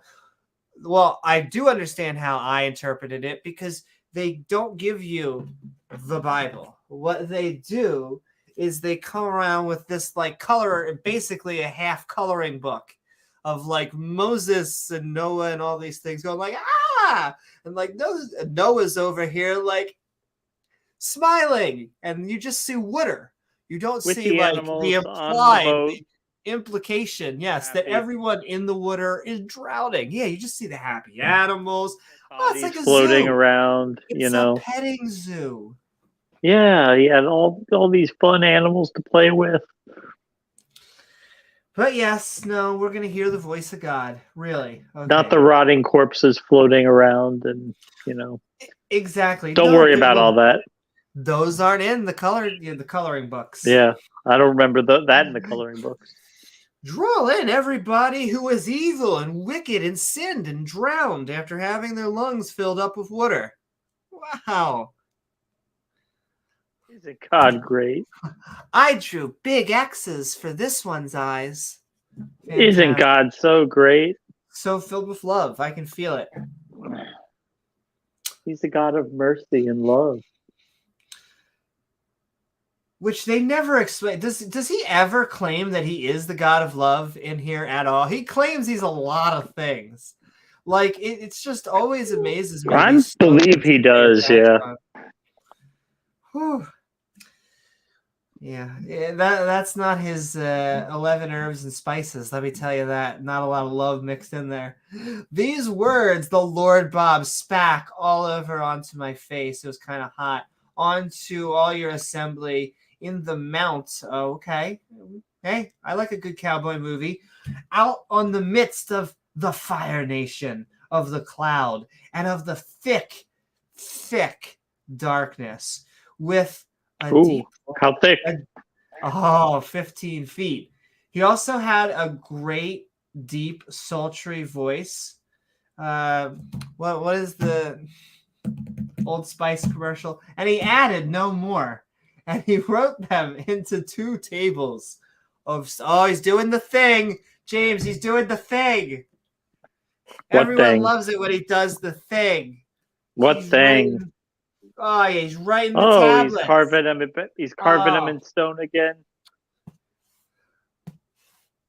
And delivered them unto me. So much fun. And it came Maybe to Moses pass. will break one again. Exactly. And it came to pass. The 10 commandments. Definitely. Oops. Oops. Look, something's I'm sure they weren't that important. I know. Picky. We can retcon it. And deliver it under 30 minutes or less onto me. Ooh. Or your money back. And it came to pass. That didn't end well. When ye heard the voice out of the midst of darkness. Ooh, spooky. For the mountain did burn Was it that with M. Night fire. Shyamalan movie? It is. Yeah, this passage reminds me of like what the many Muslims what the Quran does to the stories. This is like the Cliff Notes version of the Old Testament. Yeah, condensed. Condensed. We're getting a burning bush up here. It's fast, but it happened. He had tablets. It wasn't as great as the first time. It never is, but it's still good. Yeah. That ye came. God's greatest hits. Yes, exactly. With permission, near onto me. Even all of the heads, if you rub them hard enough, of your tribes and your elders. And ye said, behold, because he was dramatic, and the Lord Bob, our goddess, hath shoot up his glory holes and his greatness. Oh, so great. Aww. And we even went on to the voice and tried out for the midst of the fire nation. We have seen this day, and that God talketh with man, and he liveth. I'm sorry, what have we been talking about? Well, God said A whole these lot words. of shit. I know, a whole lot of shit. With a great voice from out of the fire cloud and thick darkness. And he wrote them on 2 stone tablets that he gave to me. Like, totally. And you heard the voice out of darkness because the mountain was burning. Wow, what does that sound like? And you said, God showed us his glory, kinky, and greatness, and we heard his voice from fire. Okay. And it came to pass, we heard the voice. Yes, okay, we didn't die. And it said, God talked to us, and we didn't. I just want to miss the didn't die part. Yeah, God talked to us, yet we didn't die. Now, therefore... Oh, hey, that's always good, right? That's what it says. Why should we die? Oh, for this great fire nation will attack and will consume us. We must gather the earth nation, the fire nation, and the wind nation. And if we hear the voice, all the contestants of the Lord Bob, our goddess, anymore, then we shall die. Again, a little dramatic, but okay. If we hear his voice again, we'll die. So do we get like a one-time quota? When do I get my one-time quota? You already got it. It's Before true. you were born. The Nile is a river in Egypt. Send in love. Rachel's denial is what you're showing when we. A river in Egypt, right? But sending love to everyone in chat. I'm just skimming through. And also sending love to Kill Doggy says a burning bush. doctors have little holy medicine for that. Very holy. Yeah, like I was saying, I say this consistently. It says stone gays to death.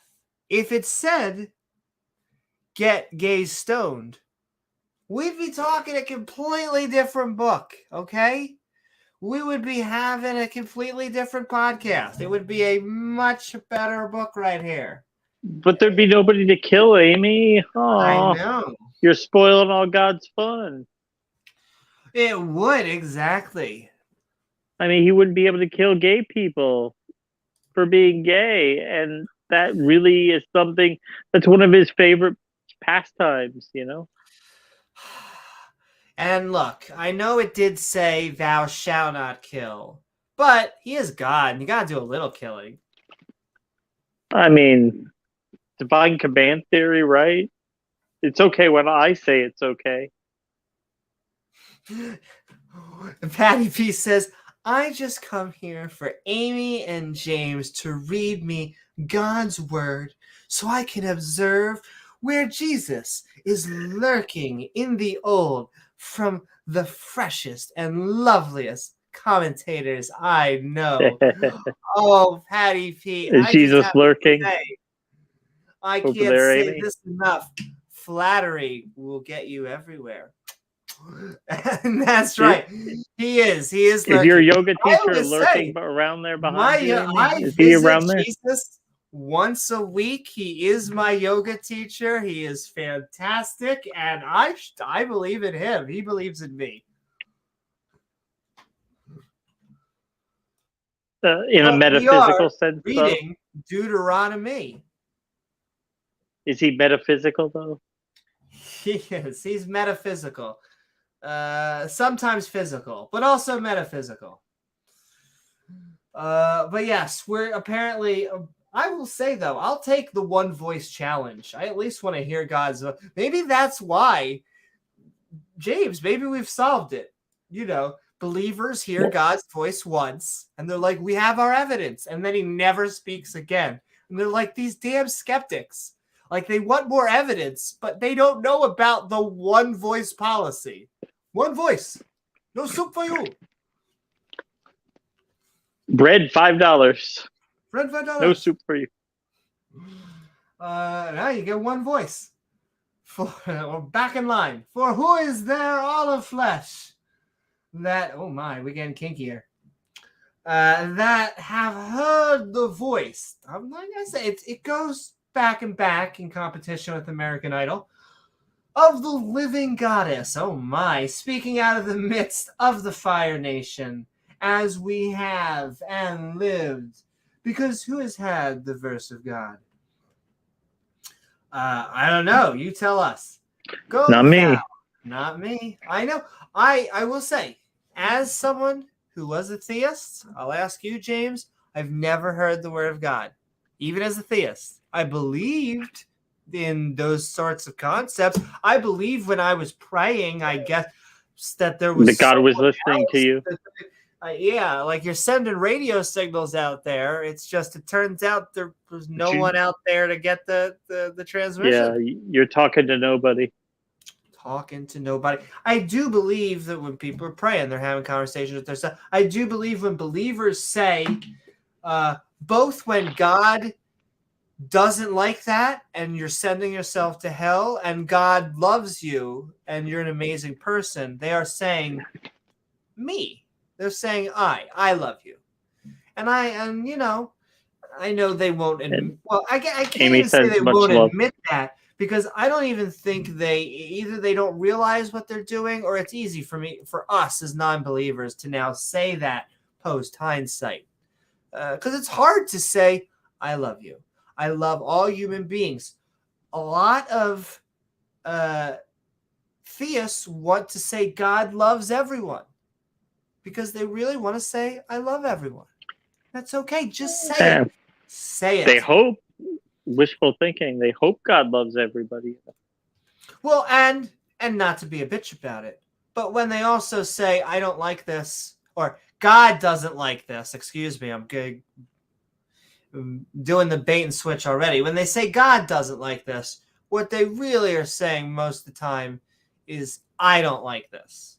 Now, in the worst case scenario, it really is them being like, I actually support gay rights, but God is saying otherwise. That's the worst case scenario. Because then you are really making a good person into someone bad via religion. But yes, It's I true. think most of the time it is one way that works. Most of the time people are just using religion to say whatever. Oh my, it's amazing how God lines up with my views. We see exactly Every single the same time, way right? on so many topics. It's amazing. Yeah, every single time, right? Yeah. That track record. And yes, Deuteronomy Chapter 5. I think we are slogging through the wisdom. The hits. It's actually the hits, because we say most of the time God's we're greatest reading hits, things that are just random, but at least we're reading something that people know. We're actually reading the retelling version-ish of the 10 Commandments. Though it's not a retelling. They do the same thing with the Quran. No, not at all. It's not there's two Genesises, James. This is just, you had Genesis from one side. Now you're getting the other side of the story. It's not that they are contradictory reports.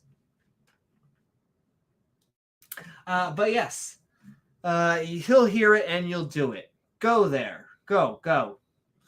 Thank you. And the Lord heard of the voice of your words when you spake all over to me. It was kind of hot. And the Lord said unto me, I have heard the voice of the words of this people, no other people, screw them, which they have spoken unto thee. They have well said all that they have spoken. Thanks. Oh. That there go deeper. Were such an heart in them, that they would fear me, and would keep all my commandments always, that it might be well with them and with their children forever. I'm sorry, what? God heard your words and said to me, I have heard the voice of the people, and they are right. Oh, thanks. Forever, so more. Go get them. No. Go say to them, oh my, get you into your tents again. In fact, if you get a big tent, look, we had emotions were high, the testosterone's just running. If you have a hand, we can take care of that. What were we talking about? Go say to them, go to your tents. Thank you, Bible. But as for thee, as for me, stand thou here by me.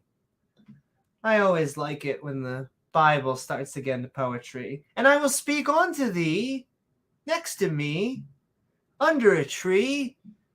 He was 7'3". Oh, me. And onto those commandments and the statutes and judgments. I gotta judge them. I'm a god. I mean, what would I be if I didn't get to judge them? Like we were like at high school and shit. Which thou shalt teach them, and that they may do in them in the land cards. You will have to tap it and get 7 mana, which I give to them to possess it up the butt, probably. But ye shall observe to do, therefore, as the Lord Bob, your God, your kinky goddess, have commanded you, ye shall not turn aside to the right hand or the left hand. Before I get my pimp hand strong, ye shall walk in all the ways of life, which the Lord, your Bob God, has commanded you, that ye may live and do it live, and that it may be well with you, and that ye may prolong your days with Prozac in the land which ye shall possess, because I'm giving it to you because I'm a God. It makes sense. But yes, go to say to them, like I said, go to your tents. As for you, stand there by me, and I'll tell you the commandments. It'll be really cool. We'll have a really good time. And then you can tell the people the commandments that I tell you. So I'll say them, and then you write them down, and then you'll tell them. It totally makes more sense than me telling them, because I'm kind of an all-powerful God and I like being coy. Oh, okay. Well, you're God. You do you. My lordy, my lordy. And with that, I think that's going to bring us to our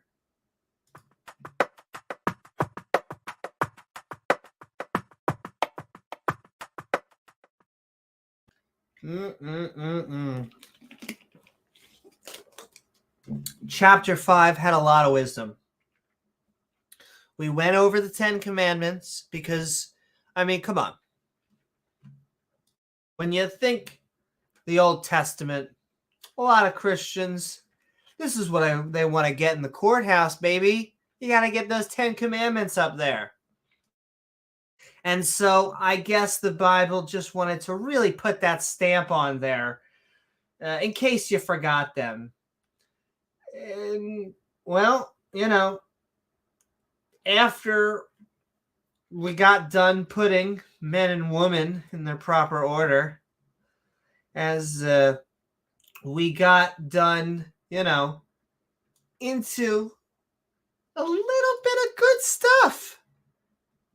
In between, of course, well, where's the real thing that I wanted to show earlier, which was passing things down from generation to generation. Generational crime, which is another concept I just want to reiterate on, which is evil, which is trying to just say, hey, you did something wrong, and now your kid's going to suffer, and your kid's kid, and your kid's kid's kid, and your kid's kids' kids.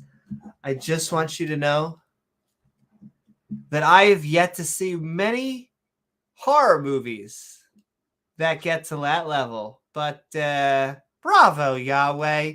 Bravo, bravo.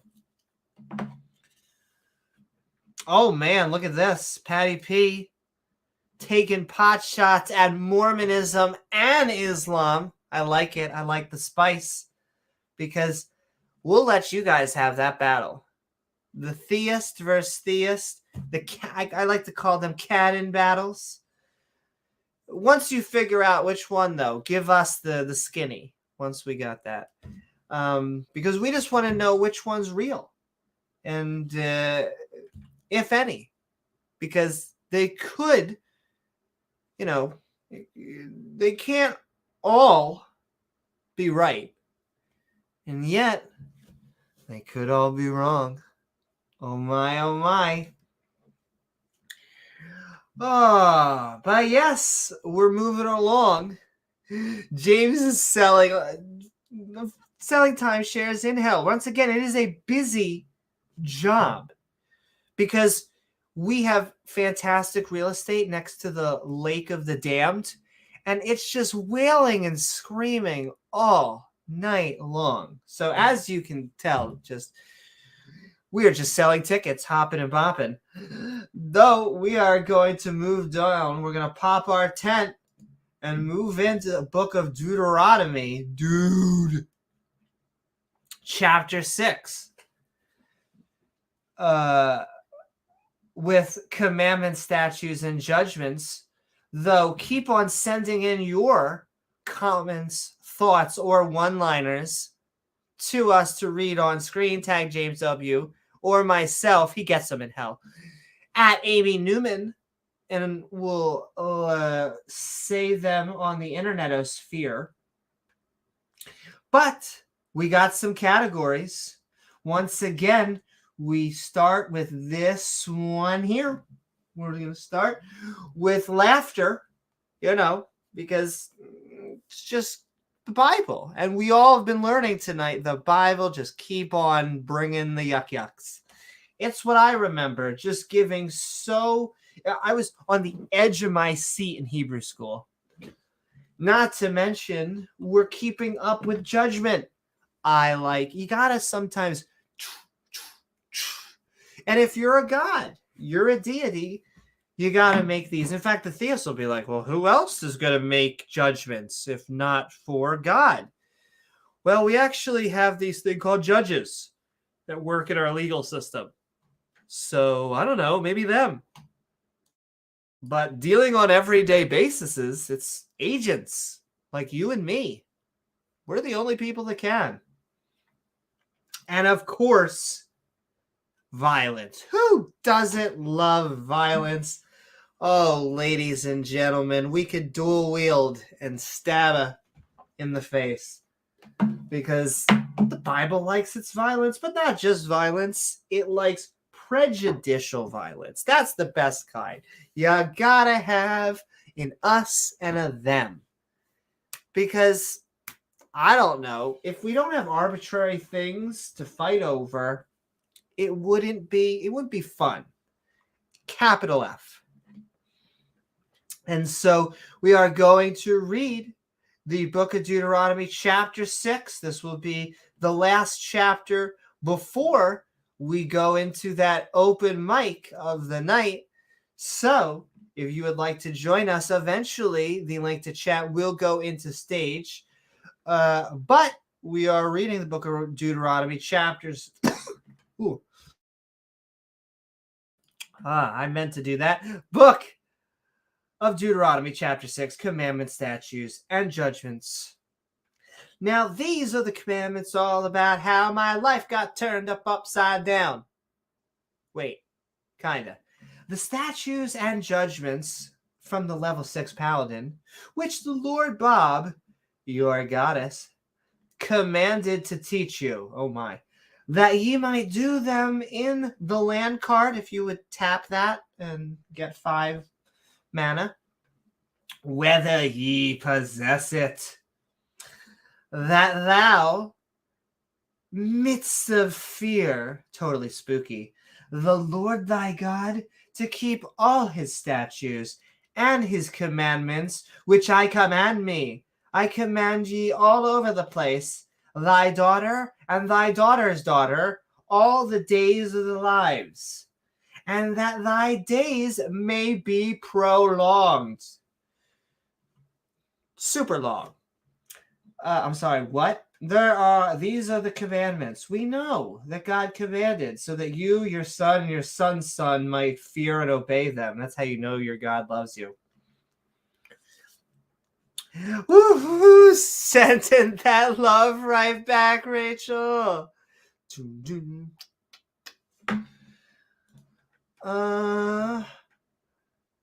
And God has so much love. I can feel it. I feel like he's about to give us just so much more love and wisdom.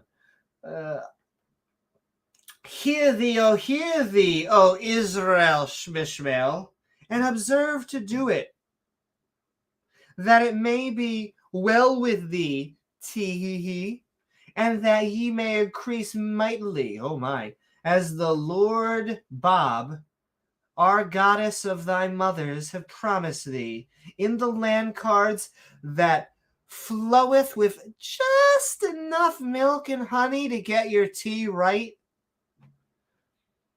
Oh, hear ye, O Israel, oh, hear ye. Gotta get dramatic. The Lord Bob, our God, is one Lord. And if you say 2, if you say 3, but it's 3 parts in 1. I'm just kidding, Trinitarians. Then you'll be a naughty boy. What? So listen and obey. If you do, you'll live long and prosper in a land flowing of milk and honey. I like how that's their version of like paradise. It's just flowing milk. Do Do you have one stream of milk and one stream of chocolate milk? Can I dip the honey in the milk? And our God is one God. Okay, thanks. Cool story, bro. And thou shalt love. Whew. Did you make a sale? Now that was an extended ass chewing, but Oh my. yeah, I made the Hey, sale. sometimes you gotta really get in there with your ass. Not an ox. Well, sometimes an ox, but also an ass. Well, you wrote the book on that, didn't you, Newman? Oh, did I look, sometimes you gotta get a heavy fist fruit and well, Like a watermelon? like a imagine that and just go deeper. What were we talking about? Oh, like a watermelon cannon. There you go. That's right. Next week on Twitch, I ride a 15-foot whale floaty in the hot tub. So what kind of amazing stuff did we miss? What happened? And I will say, James, we are finally getting to some true wisdom, and that is you need to fear God. You better fear God, or he is going to back to that. You up. Yeah, basically. Oh, okay. Well, the beginning of the fear of the Lord is the beginning of wisdom, right? Exactly. And I do love it is those type of statements that are so horrifying, I think, to non-believers, and yet they get reinterpreted into like this. They get excited. The fear of God. We gotta put the fear of God in that boy. We gotta put the fear of God in that boy. Yep. Yeah, it's like, do you? That doesn't sound good. I mean, this is checkers, sir. Do you just want your ketchup? With the delicious seasoned fries, yes. Making me hungry. But we're sending love out there. Simple love. He loves God, and y'all keep seeking. I just want to say, I don't know if it's the DMT speaking or it's just, all of us out there. I can honestly say I love you. I love you like I love all of my, I was going to say atheist, my non-believing and believing brothers and sisters. I feel like Jon Snow sometimes, okay? There is the team living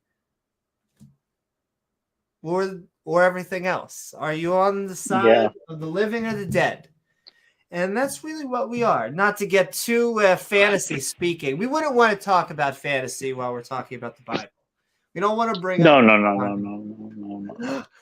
But we do love Don't even go there, Newman.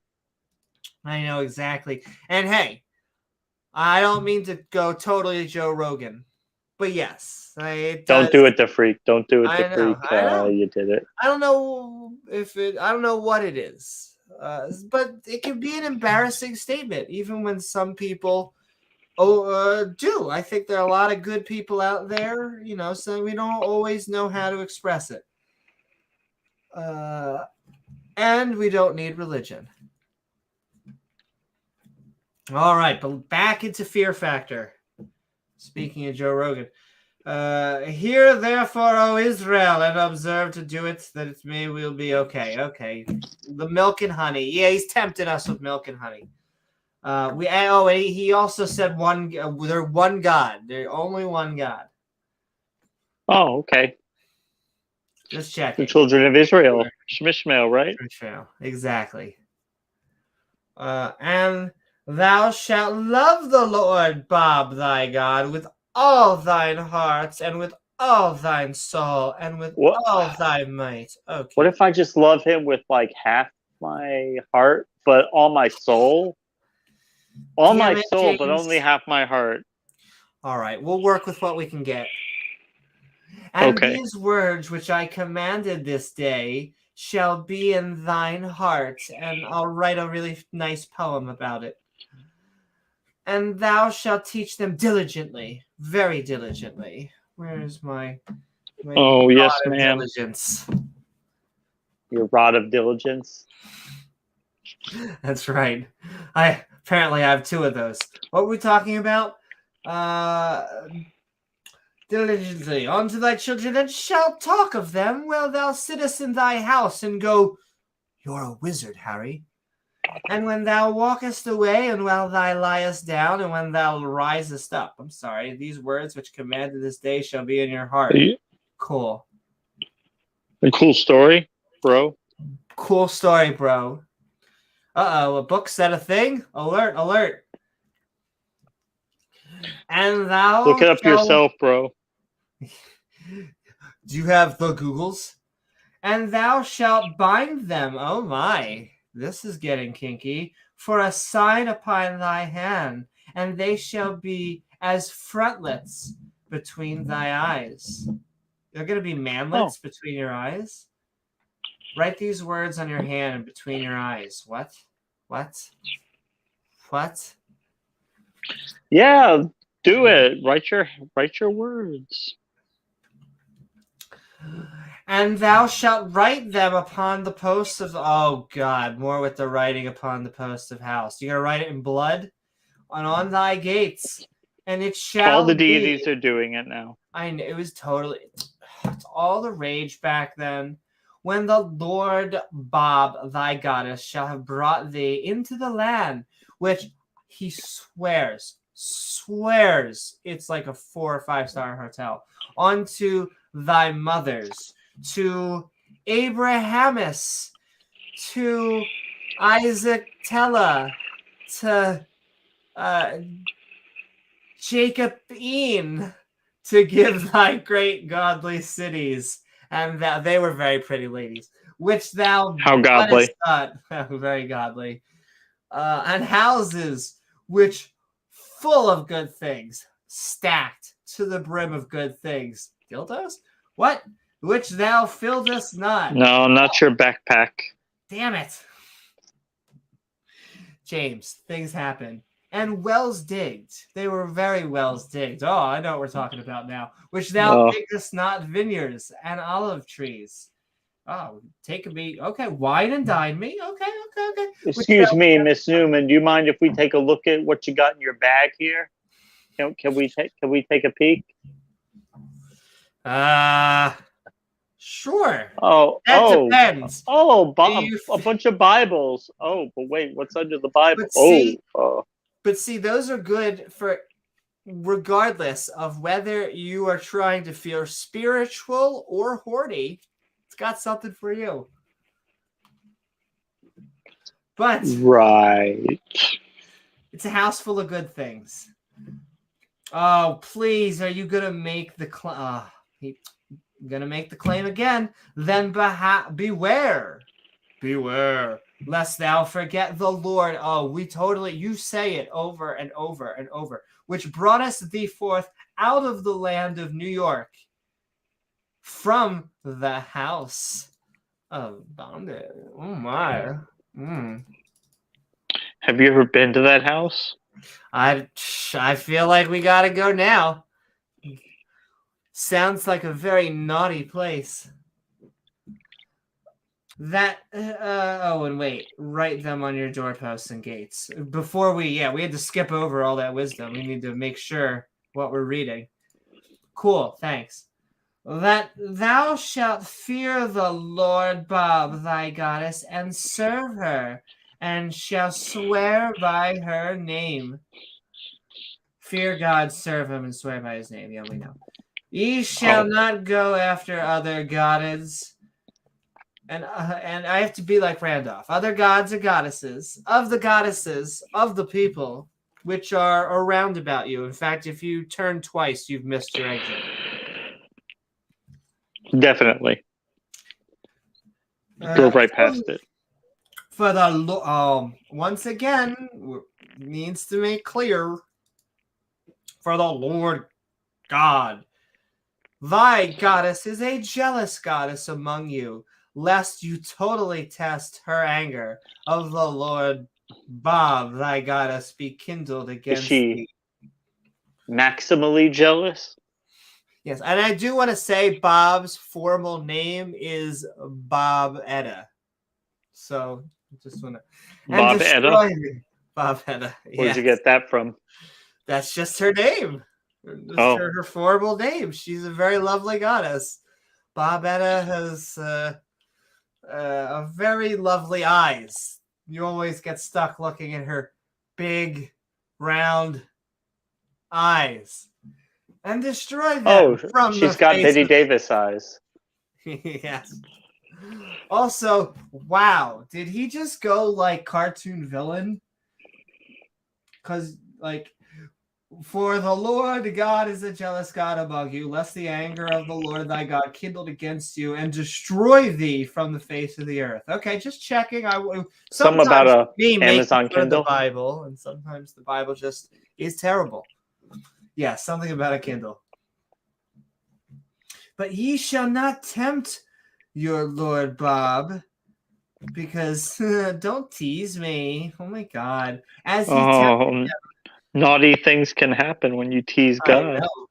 Don't tease God. As you tempted him in the land of Manischewitz wine. Totally. They'll end up drinking a little bit too much Manischewitz wine. So fear God, serve him, swear by his name, don't pay attention to any other gods, because your God's a jealous God. He'll kill you if you do.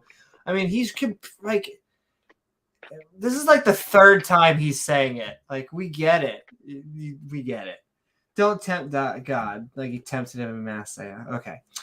Ye shall keep diligently. We do. Keep the commandments of the Lord Bob, your goddess, and her testimonies and her statues, because if you don't, they're weeping willows, and they will turn you into stone, which ye have commanded thee.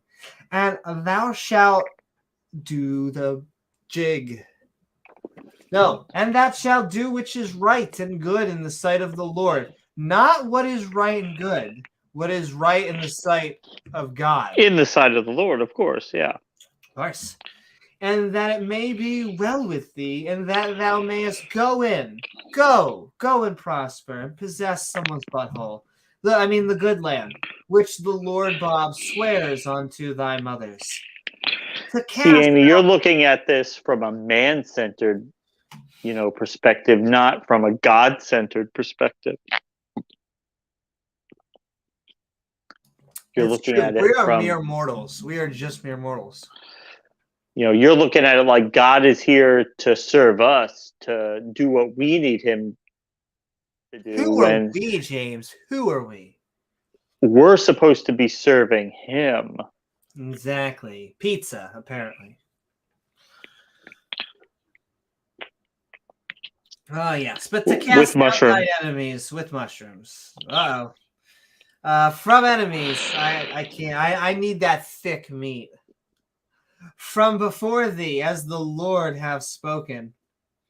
Did you? Did you, though? Do you really? Because you could right now. Come on our stream. We'll let you. I mean, not all over the stream. I'd have to clean up after. But feel free to join us. Imagine that. That would be gallons, Amy. You'd be with a mop and bucket all night trying to clean that up. Oh, my. That's right. That's right, baby. They have to be very naughty, naughty believers. You think the world is 6,000 years old. Oh, my. Please stop believing that. No. Amy said, tell me about the global flood. I want to hear about it again. Oh, that's right. Tell me about how he genocided Eddie. Oh, tell me about how it's not a man in a whale. It's really a man in a big fish. Oh, Daddy. Tell me whales are fish and bats are birds. Because they fly in the sky. And the Bible considers things to be what they do or where they are, not what they are. That's right. Because even Dr. Hovind said, the Bible wants to say it's in the water, it's a fish. There you go. I mean, that's how the Bible classifies animals. If it flies, it's a bird. What's wrong with that? God made him. He can classify him if he wants. It flies. You'll be fine. But yeah, we're keeping God's commandments apparently. So he decided to make some birds that can't fly, but they're still birds because they're still a part of the bird kind. I mean, you could put a pigeon, an ostrich, and a hawk, and a turkey and a giraffe, and everybody would be able to tell you which one doesn't belong, right? Right? And James, you No? don't see No? a dog turning into a dinosaur, do you? We've never seen that. And in fact, dog breeders will always tell you that when they breed two dogs together, they always get a dog every single time. Always, every time. And the farmers, when they go out and plant corn, yeah, my brother-in-law was a farmer, and even though he doesn't talk to me anymore, but he's never found a hamster growing off of one of his corn stalks. Wouldn't you know? Or a whale. Never found a whale. Or a whale. Growing out of your trees. But growing out of your Christmas tree. You can soon tell us where we're all wrong, because we are about to be done both chapters of the night. We are coming to that moment where we are going into the open mic soon. So if you would like to join us and tell us, hey, atheists, you're reading it too literally, okay? What you need to do is understand. If you look at this word here, and then exactly the context, and if we just mean it to mean something over here, and then you take this word to mean something over here, and this word to mean over here, I mean, it actually means something beautiful. Look, I mean, if you know anybody who is just generally optimistic, or likes to look at the glass as half full, you'll know that good is always better than bad. Good wins out in the end of every movie. So, when you read the Bible, you might see something bad, but you can check a few pages before, a few pages back, and you should find something in there that sounds good or loving. Exactly. And that makes it all okay. Maybe somebody God didn't kill. Hey, there's a guy there. God didn't kill him, Amy. So, I mean, shouldn't you be thanking us for not throwing you off a roof? Could do a lot worse. So should be. I mean, when was last time you thanked? Apologetic. Yo, when was last time you thanked somebody for not throwing you off a roof? I mean, hey, I know that shit. Like, it drives me crazy whenever they look at me and they're like, well, at least we're not throwing you off a roof. It's like, yes, number one, that would be worse. Yes, yeah. Slow. So thank you for that. Congratulations. We potty train the Christians. That's basically. You managed to get that one right. Why are they throwing gays off roofs to begin with? Is it religion? Oh, it is. Oh, it is. And is it a religion that's actually claiming, at least to attach itself to other monotheistic? Is definitely the Torah? Yes, it is. So, so what you're saying is you guys have matured enough that you don't follow everything your holy book says, but they're still following theirs, so they just need to chill out a little bit. Basically, yes, I know that it says that we're supposed to stone the gays, but we ignore those chapters. We ignore those. Can you pat me on the head, please? Please, please? Sure, we can. Congratulations. You get a gold star today. Though, if that's your metric, then I don't want to stand near you on the bus still. So, don't know what to tell you. We're going to move down. I haven't raped or killed anybody in the past day or so. I've been holding it together. So, I believe that if it wasn't for a Bible, due for congratulations. If it wasn't for the Bible, there would be rape and murder all over the world.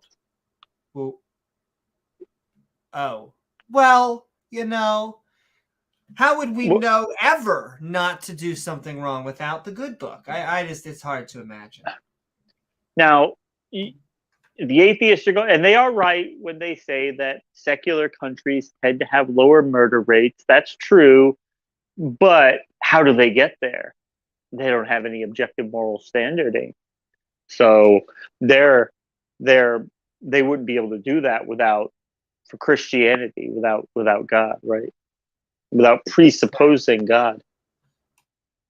And all right, we are going to finish up Deuteronomy chapter 6 and then switch Do it to into us. the open mic, but we've been getting so much wisdom.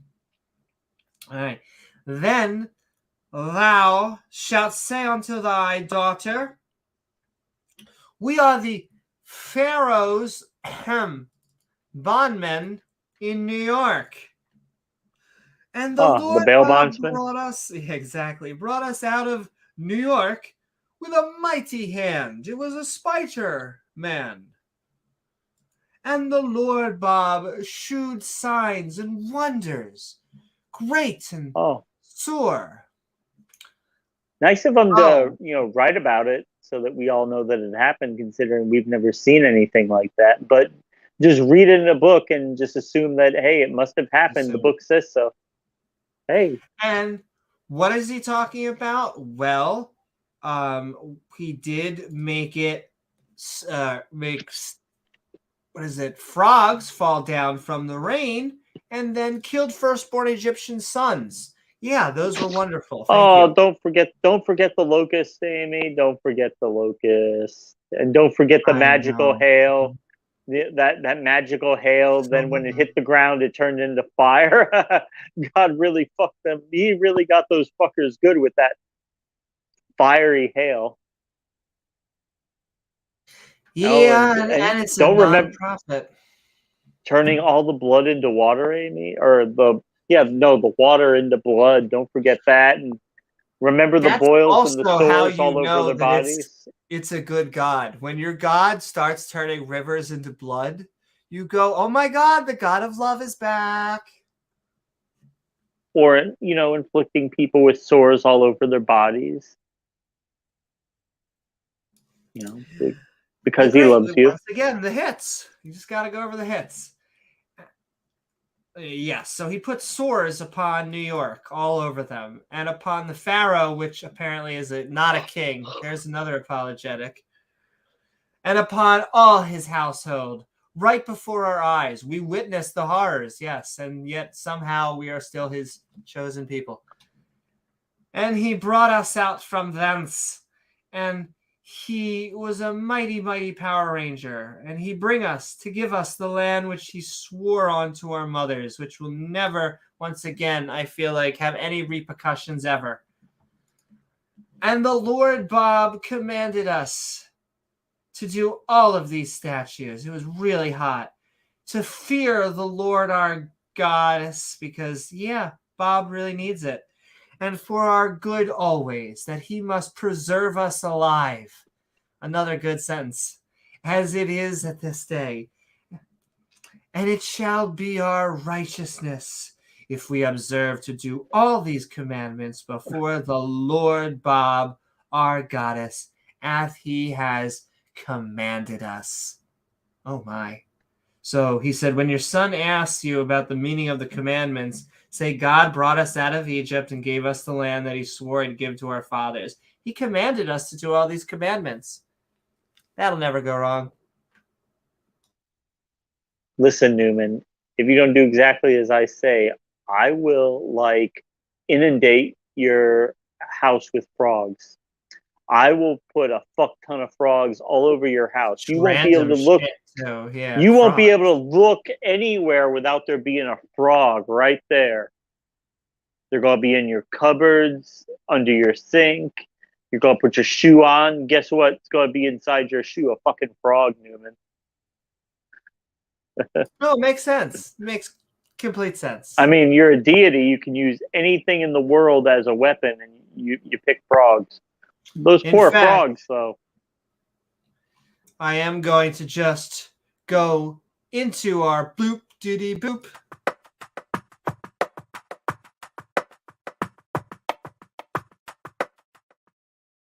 And that is the end of our book of Deuteronomy, chapter 6, where we got more commandments because God just likes to do that. More fear. It's been a while because since he likes gave goodness. commandments. Since yeah. I said, I'm sorry. Yes, it's been a while since he has given us a whole bunch of shit to follow. Pure excitement and wisdom, though. And telling us like how a much fire hose. he is. Yeah. But all things that could have been condensed, shortened, they need an editor. I don't know how else to put it. Was it 4 paragraphs on just the Sabbath? Just telling them not to do anything. I think. But still, that's a lot of paragraphs for just It's a lot of paragraphs just to tell them to don't do anything. Don't do shit on the Sabbath. Or else. Don't juggle with your aunt on the Sabbath. Don't sweep your floor on the Sabbath. You pick up Don't sticks. pick up I sticks. Swear to God. Don't go skipping through mud puddles on the Sabbath.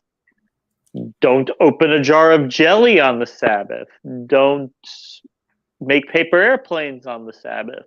Do you need me to continue with the Sabbath? Have we got the concept yet, or do I have to tell you thou shalt not make snow angels on the Sabbath? There you go. What else is gonna kill you? Don't throw acorns at your mother on the Sabbath. With that, I actually think we are going to tee up for the open mic. The link is in chat. You can see it on screen. I'm also going to pin it so that it stays up there. But non-believer, believer, we already have someone backstage. You would say 15 feet, in fact, because we are going into the open mic. We have been Skeptic Bible Study. She's riding the 15-footer. That's right. We've been reading Deuteronomy. In fact, we've been having a 10 Commandments remix. It's been a while. It's been a while. You need a refresher. Exactly. Like I said, when when you hit the charts, doesn't matter. 1 year down the line, 10 years down the line, you got to play the hits, James. Do it. And with that, we're opening the opening mic. Come join us. We're starting it up with Flum.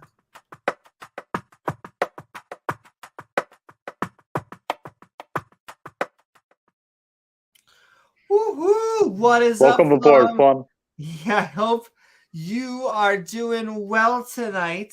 Nice we are flummy. Skeptic Bible Studying. We just read chapters 5 and 6. What are your thoughts about all the wisdom that just transpired?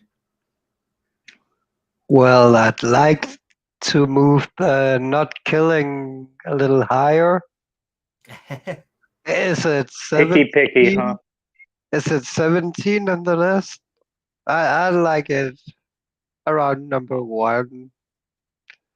Maybe. Yeah, you would do that. Good thing you're not God, right?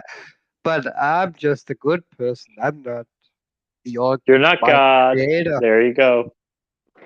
His ways are above our ways. They're better than our ways. So the not killing thing is just down the line around number 17. It's not even like really important. It's just kind of like on the side. No, it's not a big deal. I'm your number 1 guy. You can only like me if you like your mother before your father or your husband, whatever. That's all very much more important than not killing. You would think. And it would what's going on here? You would also think he also wouldn't do lots of killing, but picky. Yeah, I know. I'm kind of a picky guy. I'm not into the whole murder thing. I know. Look, I understand. When I was in my teenage years, I used to genocide entire planets too. But it gets old. With Xenu? Exactly. With the and I was just thinking about it. Thank you. We need to do a Scientology episode. There are a few Oh, people desperately. who have not been put in our hot seat. Oh, Ron No, Hubbard but needs there's to take a also trip. the other problem is these are before the Moses tablets, right? The Say that again. The Moses tablets, where he Mhm. drops them and then he has to go back up the I mountain. know. And those were probably the best. You know what? It makes sense. That's where thou shalt not own others' property was. Picky. Must have been. He dropped Exactly. them. He dropped it. Exactly. And then now all we're done is stuck with the tablets that are all about him being a jealous dick. It sucks. And then there's also the you should honor your mother and father. But what if they're assholes? Picky, right? 100%. That's what we were just talking about. Is that generally speaking, you should honor your mother and father. They I brought agree. you. I agree. Just They like brought generally you in. speaking, you shouldn't lie or steal, but there are Exactly. always gray But- areas and exceptions. Exactly. And there are going to be times where that's actually a bad idea. And Well, so, if you steal to provide for your family, or if the who can blame situation, you? like if say that it's a storm and it's been blown open and the food is going to go bad, and yet your family doesn't have food, I would actually say it is more moral to feed your family than to let the food go bad. And Or just I think it's you can sit in your home and pray to God that the food manifests inside your home, and see what that does for you, right? Yeah. Maybe some manna will drop down from heaven. No. That was the Old Testament. God doesn't do that anymore. Yeah, he's reformed now. You got to get your own food now, bitch. But all right. Thank you so very much, Flum, for joining us. We're now actually going to go into some open discussion before heading into the after show on Discord. But we are Skeptic Bible studying on chapters 5 and 6, the 10 Commandments remix.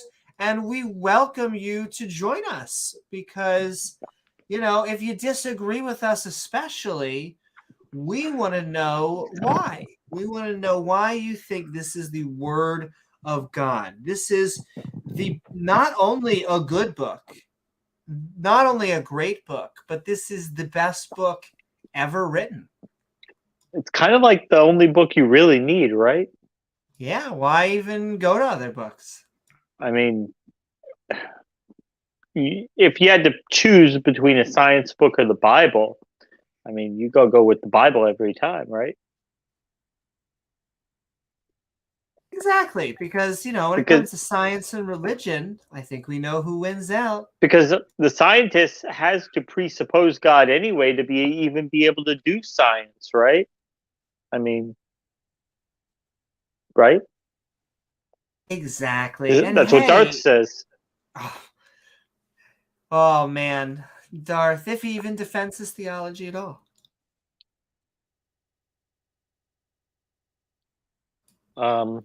Yeah. I don't talk about that with atheists. I don't talk about religion with atheists. Yeah, but we do want you to send in love out there. Oh, yeah, I got it. Look, I need to stop walking down Sin Street. The big man upstairs will start to pound me. I'm sorry. Take me to the pound.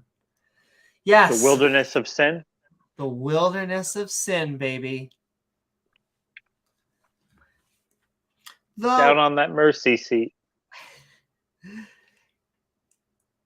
it's all religions. I will say, we will reiterate, even though they always feel, why are you picking on the Christians? I know. We do pick on the Christians, though we pick on Jews, Muslims, Hindus. The Christians don't deserve it. They earn every bit of it. Not that they don't deserve it. They Exactly. the Christians have earned every bit of scorn that we give them. Well and earned, young Earth well deserved. creationism especially deserves Oh. scorn. But you, Amy, Especially. also take a few shots at the Jewish people. We don't. She is known to do that once in a while, yeah. And hey, Being exactly. a former Jew. I will say, I almost feel like it's our gerb as X, whatever that we are, to go after our specific religions, or what we used to have as religions. I am, like James was saying, I am an ex-Jew, and so I feel like I have a duty to go after the fact that Yahweh is not real. Now, You that being understand, said, and you understand Judaism from the inside out, which is a perspective that most people don't have, and you do. exactly. And the same is true of ex-Muslims. The same is true of ex-Jehovah's Right. Witnesses. The same is true of every ex-faith. Well, And so I will ex-Mormons parse like Materialist Stan. Exactly. We haven't done an episode on Sinister Mormonism Porpoise. lately either. It's been a while. Porpoise, Sinister Porpoise, the former Mormon. uniquely tuned for focusing on those religions. I didn't know Aaron Nonetheless, Ra had. I think he said he had a Mormon in his family. Yeah. His mom was Mormon. Yeah, I didn't know that. I don't want to sit here and say we are anti-Muslims, anti-Christians, or anti-Semitic. We love our theist brothers and sisters. If anyone is ever prejudiced to Right. you guys, I think us as secular humanists will be at the front lines in defending your ability to have your religion. In fact, we want to only convince you to not believe through intellectual means. Please stop. Believe. And there you go. That's our Exactly. little spiel.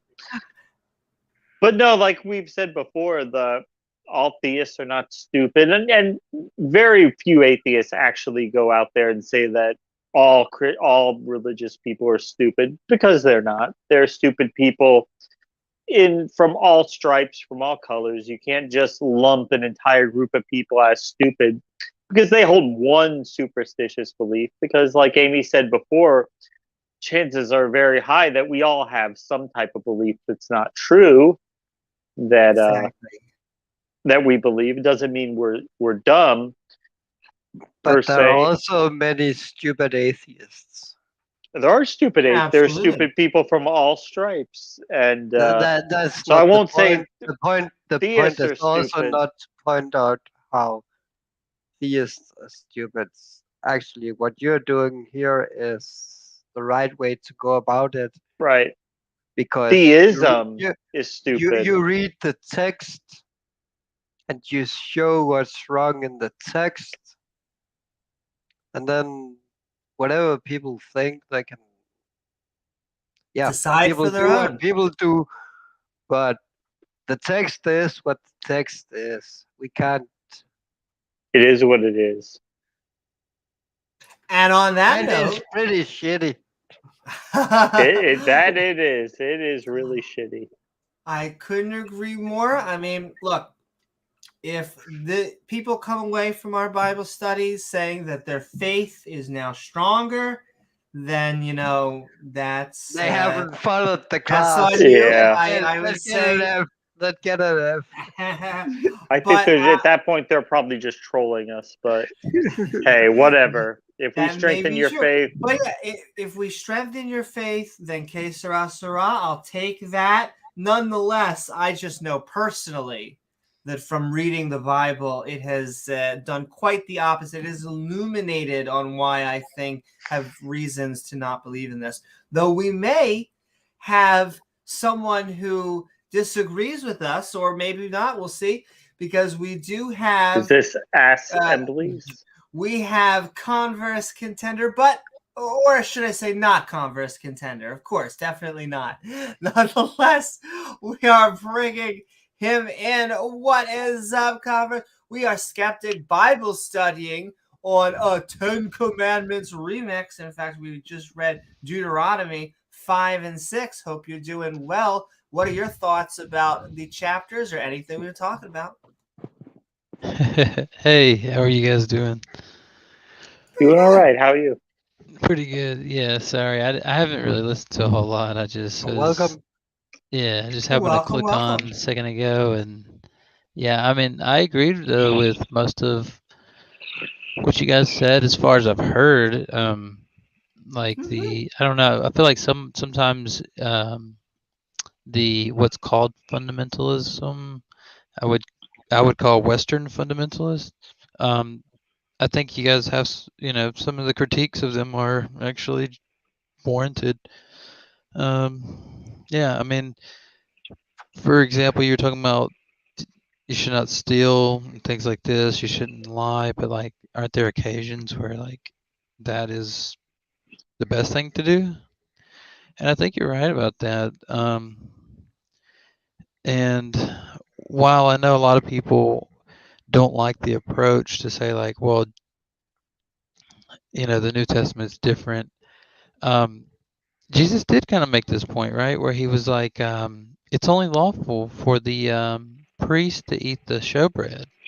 But what did David and them do when they needed to eat? They ate of the showbread.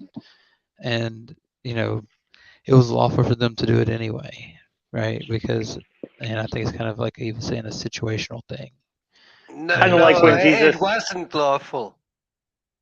No, that's where you misunderstand it. It wasn't lawful. They should have been killed under God's law. Well, I guess that's open to interpretation, but we do know No, that no, Jesus. it isn't. It's in the book. There is no interpretation. If you eat the But sherbet, it's you're to be killed. It's yeah. quite So, obvious. So well, David that, wasn't killed. yeah, well, well, So maybe God doesn't keep his promises. That's the well, problem with the whole book. well, most scholars don't look at those passages as meaning like if this happens, that then they're like, if your not kids in an act up, then they absolute have to be. sense. Yeah, if your kids act up, you don't have to kill them. Yeah, so it's kind of like how Paul says the wages of sin is death, right? It doesn't literally mean that every time you sin, you have to be killed or something. No, Although, it's like in the Garden of Eden when they're told if you eat the fruit, you will die on this day. But God didn't mean on this day, He meant on some other day. well, no, they actually The did book die. says if you eat of the fruit, you'll die on this day. Well, they interpret death to Well, mean like a spiritual death. Yeah. well, I mean, you So don't even then have to do death can that. mean anything. Let Converse answer. Yeah, I mean, you don't even have to do that. Like the whole point was that, um, whatever you want the tree to mean, like the good and evil, the apple, um, whatever you see that as, what happened whenever they did whatever that is they became disordered in an ordered environment, and so they were banished from the garden. And what we see is that they did die because what they were cut off from the tree of life. So it says specifically that God put a guardian at the entrance to the garden to block off the tree of life, and whatever you want to make the tree of life to be, an anti-aging pill machine or whatever makes you more like inclined to No, understand the story. you don't have to explain. We follow. Yeah, yeah. Well, I'm just saying, like, if you don't take like this Western fundamentalist reading that, like, well, like Well, there we was, don't. We are well, I know, atheists. yeah, yeah, I know that. We think it's all a story about Oh, somebody I a know that. long time ago who did something weird. Yeah, no, I came in agreeing with you guys about, remember, about the passage about the showbread, and where Jesus Yeah, said, like, yeah, it's not about something that really happened. well, that's beside the point, right? Because this is all an internal critique of the Bible. So to say that, like, well, it never happened, is the taxi cab fallacy. You want to stay with the No, internal critique. yeah. That's what I'm saying. Yeah. So But yeah, but I for mean, its I agree with own you guys. consistency from an internal continuity standpoint, I guess. Yeah, because you don't want to go like, um, oh, look what this law contradicts this law or whatever. Yeah, that's No, wrong, but that's I don't believe internal. it. That's internal contradiction. If Yeah. this law contradicts the other law, then your text doesn't work. Well, no, what I'm That's saying is, internal. yeah, what I'm saying is, whenever we talk about something that's lawful, and then I show you a passage that Christ says, that it wasn't lawful for David to eat from this bread on the Sabbath, but he entered the house of God and took the bread of the presence. Anyways, Mhm. And isn't there a somehow text where you break the internal consistency there. Only if you You take do follow that. You do only if follow you that, right? only if you take this fundamentalist reading of the Old Testament, where it's No, like this isn't once and for all. even by what you just said. isn't there a passage in the New Testament you probably know a little bit better, Converse, where Jesus said something to the effect of like he who whose ox falls in a ditch on the Sabbath doesn't, of course you're going to get the ox out Mhm. even if it's Yeah, on the it's Sabbath, situational. and that's just what you're going to do. Yeah, it is the same thing with the passage that I brought up about the showbread. He says, like, they're asking him, one Sabbath he was going through the grain fields, and the disciples were plucking up grain, and the Pharisees came to him saying, look what they're doing. It's unlawful to do this on the Sabbath. And he answered, that didn't David eat the showbread when they were hungry, on the Sabbath, right? And then the passage you brought up about Sabbath as well. Christ says, the Sabbath was not made for man, but man for the Sabbath. So the Son of Man is Lord over the Sabbath. And I think this isn't the only passage, right? There are just plenty of them. You've heard it, an eye for an eye, tooth for tooth, but I tell you, turn the other cheek. Um, you know, the divorce So laws. what you're saying is we can bend the laws. We can what? We can bend the laws. I think Bend the he's laws? saying we don't always have to have the most rigid legalistic interpretation of it. Like I guess What there's Jim room said. for, Well, yeah, yeah. that's what I was saying when I came in, is that I think you guys have some pretty good arguments against a fundamentalist reading of the text. I can agree with that, because there's just going to have, like if you say, for example, don't bear false witness. If you take that to mean there's never a situation where lying is the best option, Yes, and then that's Frank. not going to, Yeah, and Frank thing. it's what? Yeah. And Frank. He's talking about Nazi yeah. capital. Oh, and Frank. Oh, got you. Yes. Oh, yeah, yeah. So, yeah, I mean, Okay, I think if you okay. take it that So way, lying about keeping it secret that you have Jews hmm hidden Probably not yeah. it the is of biggest sin course a in the good world. thing. Yeah, It's not a so, bad thing, it's a good thing. You're lying for a good thing. yeah, so like So you're um, committing a sin to avoid committing a greater sin. yeah. So, if you're going to look at, like, No, but that's morals. That's got nothing to do with any kind of God. That's morals. If you're a All right, moral we'll let him human being, respond. then you'd know that lying to keep mm, someone safe is good, like stealing bread, like all these things. It's just basic human nature. yeah. There are moral No, gray areas. no, I agree with you. And I didn't want to come in here to like break up you guys' stream or anything. I was agreeing Not with at you. all. Oh, Not at yeah. all. So, We love when theists come on and represent their viewpoints. It's actually Even why we do even this. more so to say that you kind of agree with us. I'll take that times two. well, yeah, We have that. We yeah, have definitely on some of these. reasonable theists who do come in and agree with us, and yeah. Well, yeah, and so so his last thing was that, well, you're breaking a moral law or whatever, and so the point is with me is I believe that virtue ethics is something basically what we're um kind of the situation we're in, and that doesn't mean that I disagree with the deontology type view, but so if Christianity is true, then God is the standard of, morals or whatever, then humans are supposed to live by his moral law. But after humans became disordered, you can't keep the same law. So, for example, if I think drugs are completely immoral, but my friend is a heroin addict, then I may be fine with him doing methadone to get off of heroin because that's an improvement for him. So I don't just go, no, the standard is no drugs. So you get off of heroin today because he may die from that. You can't just get off of something like that. One is more harmful than the other. Yeah, so it's almost like you're One is lowering more your of a standard. risk.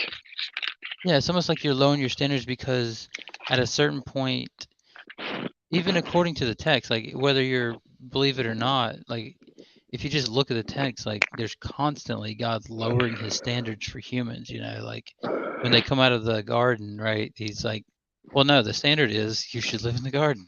But when they come out, they're able to eat meat now and different things. And it says that because this happened, you have to work the ground and the ground's cursed because of you. And, the earth's becoming disordered and, things like that. So, But at that time they didn't know any of God's laws. they didn't have what? They didn't know any of God's laws. Right, exactly, yeah. And that's Amy why. just read in Deuteronomy. And When were they? When they made the Deuteronomy, Deuteronomy? it depends on if you take. Deuteronomy around 500, Well, When it depends on what Deuteronomy was BC. view you written, take. Around 500 BC. So that's no the human. secular interpretation. Yeah. Oh, okay. Let's take the great interpretation. Let's take it 2000 or 1250. I don't care. Mhm. Do you know that there's been human beings living on this planet for 300,000 years? They Yep. had never met your God. They had never had an opportunity to hear a word of your God for 290,000 years. Mhm. What about all Okay. those humans? Don't your God care about them? Yeah, sure. So I'm trying to understand, like, what do you like? What's the entailment? What are you trying to get at there? So Are you saying he should have yes, revealed the Old Testament to those people, or? yes, he should have revealed the truth before. Yeah, I don't take the same He could view as have you do. revealed it 50,000 years ago, 100,000 years ago. Doesn't matter Yeah. to him. He could have just kept it going down the line. It doesn't matter to him. He's God. Yeah, I don't take the same view as you do on scripture on the Old Testament. Like I don't think that the Old Testament I is don't care about Old moral law. Testament. I care about human beings. Oh, I thought you said he should have revealed the Old Testament to them. If it's the right laws, he should have. Yeah, well, I think it is the right laws for the right time, but not for people 300,000 years ago. Paul says that the law was added because of transgressions. but that it was only added until the seed that was promised to Abraham should come. So that, yeah, that's how I look at it. I understand. I mean, you can feel free to disagree with it, but I have like a little bit different view of Scripture. And But we again, I didn't appreciate want to hearing your view. distract. Thank you, Converse. No, not at Yeah. all. Yeah, the other thing was Not- science. Like, I agree with you guys about the science as well. Whenever you said, well, a lot of people was going to try and look at, takes the Bible over science on the natural world and things like that. And I can pretty much agree with that because, the Bible's not about, it's not you've probably heard this plenty of times, but the Bible's not a scientific textbook, but a lot of Sure. Christians do treat it like it is one. And so when I have on scholars like Dr. John Walton, he wrote his book, The Lost World of Genesis 1. When I had him on to talk about it, he says, we got to stop with this stuff because when they, said, something like God stretches out the heavens, they didn't think of space time and God making a Expanding big bang universe. and expanding. Yeah. And he says when they said that, the stars were, lights to act as signs and stuff like this. He says they didn't think of these things as material objects. They thought them as exactly what they said, lights Lights in the and dome. signs. Yeah. Yeah, but as a Christian, Dr. John Walton, he doesn't see a problem with that because he doesn't look at this dichotomy that the Bible is supposed to be a scientific textbook. It's like, well, if you were God, would you go to these primitive people and go, okay, look, there's Try and teach this them quantum stuff called physics. gas. Yeah, you're not gonna be like, there's this stuff called gas, right? And these balls, these are flaming balls of gas. Gravity, And, how yeah. gravity works, and Yeah, and so I think on that stellar view it's a little fusion. more. Yeah, I think it's a little more reasonable. But when I take a view like mine to some atheists and non-believers, they often try to be resistant to it because it sounds like it could be plausible. Not that it would be true, but that if you even make it sound like it could work, then I guess It's certainly, yeah, it's certainly then more reasonable than the young Earth interpretation of it. Yeah. Well, and my question for you then, Converse, what would you tell to a young Earth creationist that, is really coming into conflict and butting heads with science and religion? well, yeah, I mean that's what I would tell them is that we don't need to look at these things as this what I call a Western fundamentalist view, because if you look at it, like if you were to ask Dr. John Walton, is he a fundamentalist? He would say yes, but he doesn't mean the same thing, because what he means is I believe whatever the original author meant to convey. But he knows the ancient cultures, so he goes, they didn't mean to convey some type of astrological science. They meant to convey that however God created things, he ordered the world in such a way that they could use the constellations to guide them in travel and things like this. Like they didn't look at these things as if and know they were material, planets and stuff. And so but the key thing is that when some Isn't people that kind of a cop out? Well, but let him how finish his explanation. yeah, so like the other thing is that when atheists are resistant to a more an understanding that takes into account this historical background and then allows for new data to come in, basically like science and so forth, like the early Christians like Galileo and Newton and these other people did. What I see is a lot of people who have been debating with their family members and stuff for a long time, and then they don't. But what I'm getting at is atheists should like this view. They should try to get people away from the more radical views. It shouldn't be something to be like. Absolutely. Yeah. So And it's both. I would say it is like a double sided thing in that we read this Bible, specifically, we try and go through it, without cherry picking. And then, because for the literal interpretation, we would like the fundamentalists to actually see what the stories are. I think many of them have not read them. And so I think it is important for them to actually see, like I was talking about earlier, with the actual Moses stories compared to the maybe the Sunday school version. And then, yes, I would also say, and I can't say it enough, is that we are team science. And so anyone that kind of aligns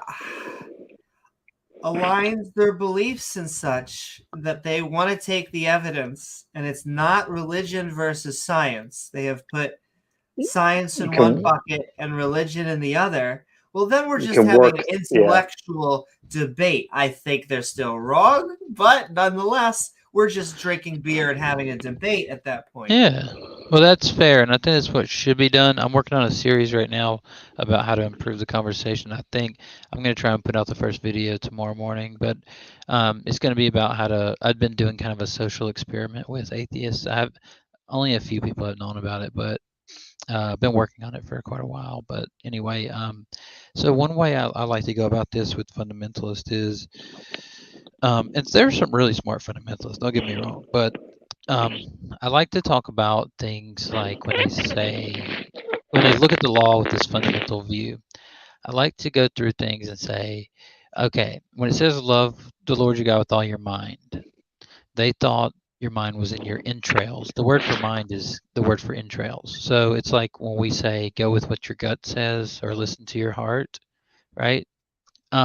Even in Egyptian culture, when they would put people in a sarcophagus, they would just throw the brain out in the dirt and put all the guts in jars in the casket. They thought the brain's function was to make snot. Yeah, and so they didn't whenever think it was a major or important organ. Right, and so whenever I ask them that, I go, should God have made them know that the mind was, came provided through the brain, and then, or is the concept good enough that, and then they end up going, well, the concept's good enough.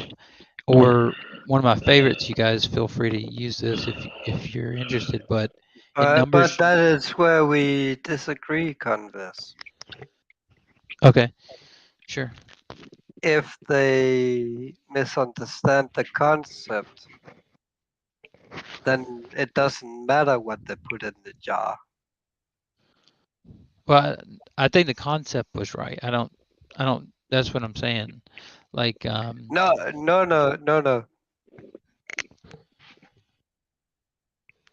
The concept of brain is within the brain if we understand it in a 21st century way.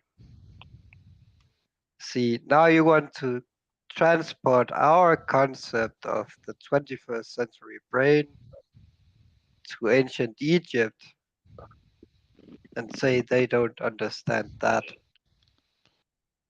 Well, no, I'm saying they don't know where the mind resides.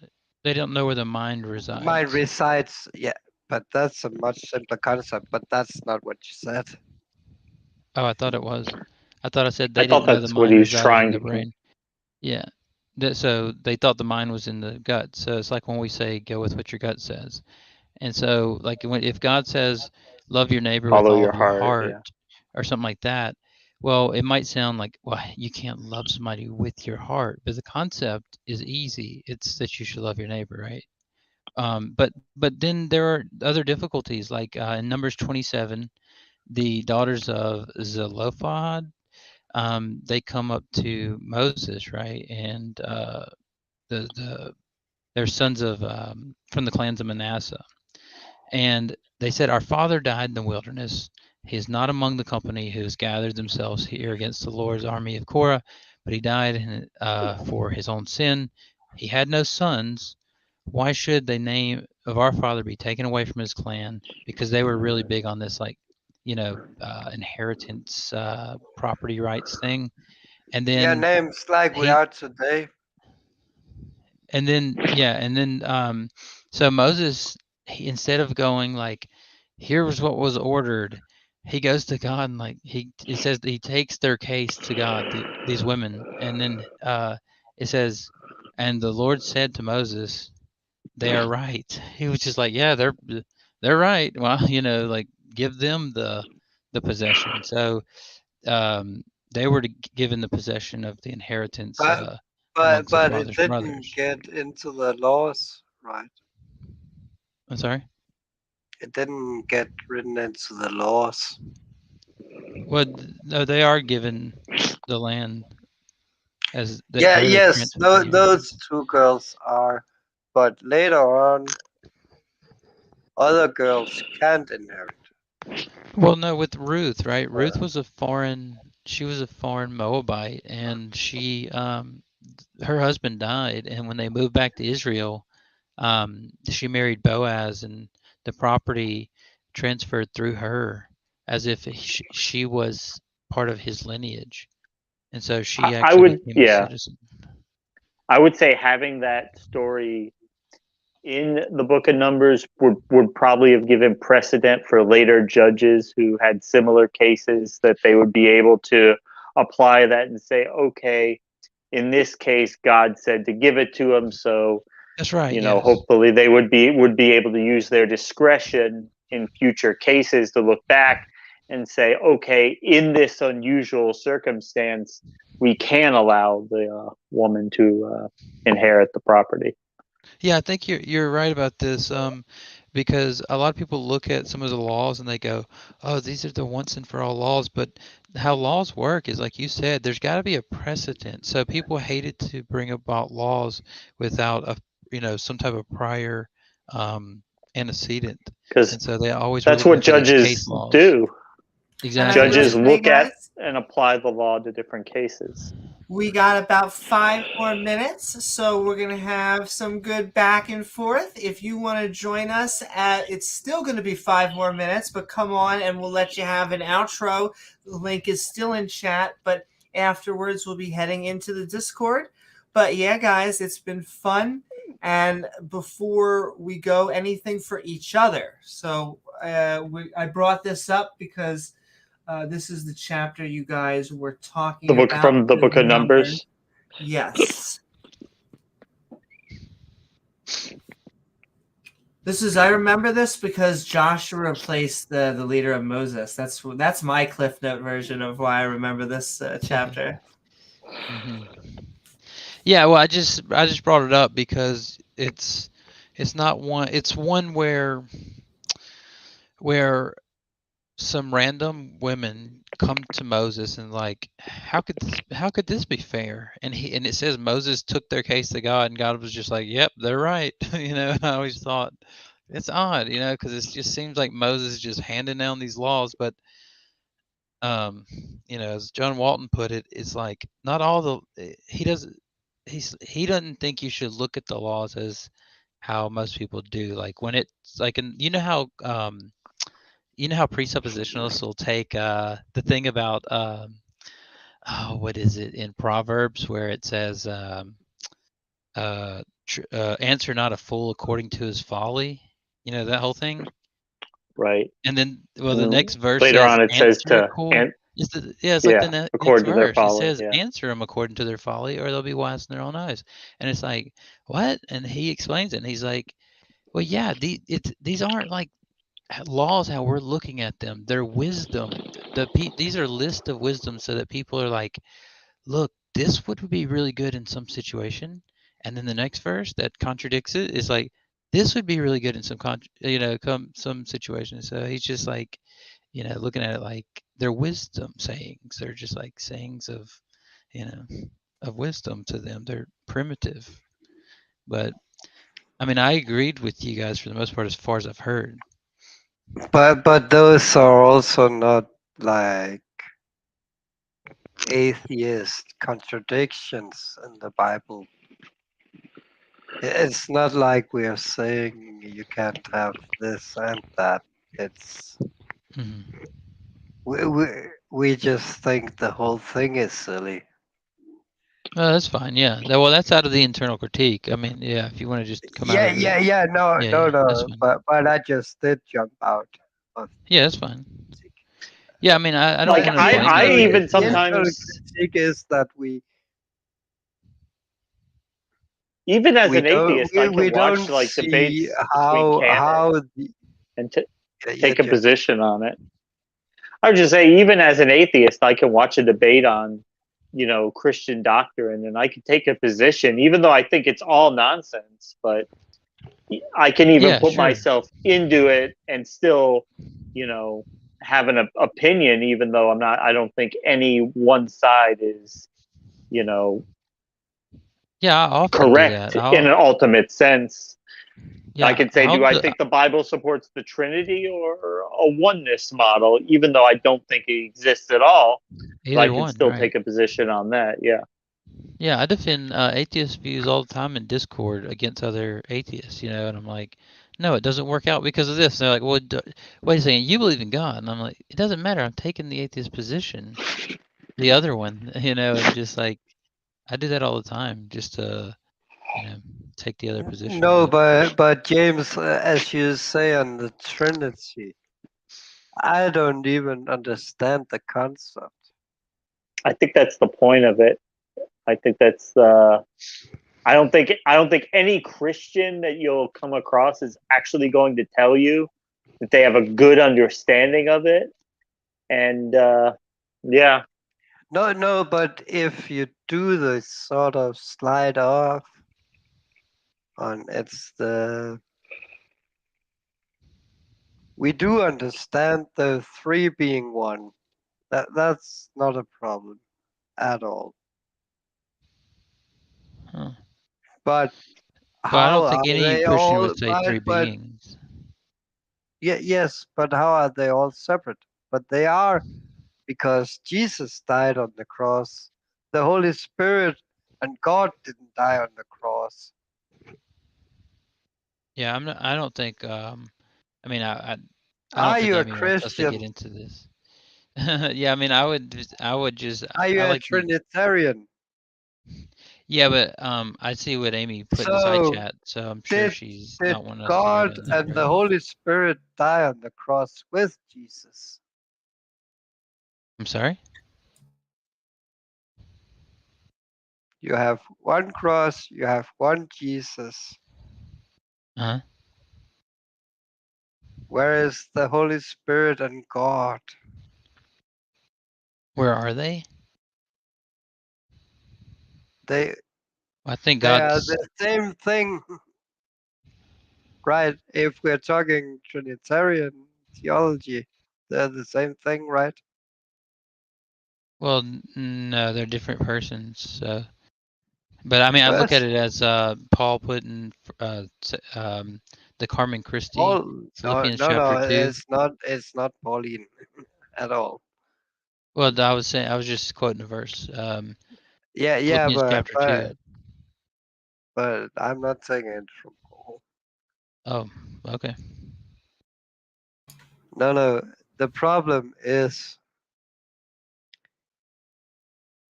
if God dies on the cross, then God is dead for 3 days. Yeah, like I said, I look at it as Paul put in Philippians chapter 2, where he said, Christ, who although existed in the form of God, did not see the equality he had with God something to be held on to, but emptied himself even to the point of a servant to a death on the cross. Yeah, I'm not talking about when Christ cries out to God. You thought that was the question, but that wasn't the question. Well, no, I said Christ emptied himself of equality with God.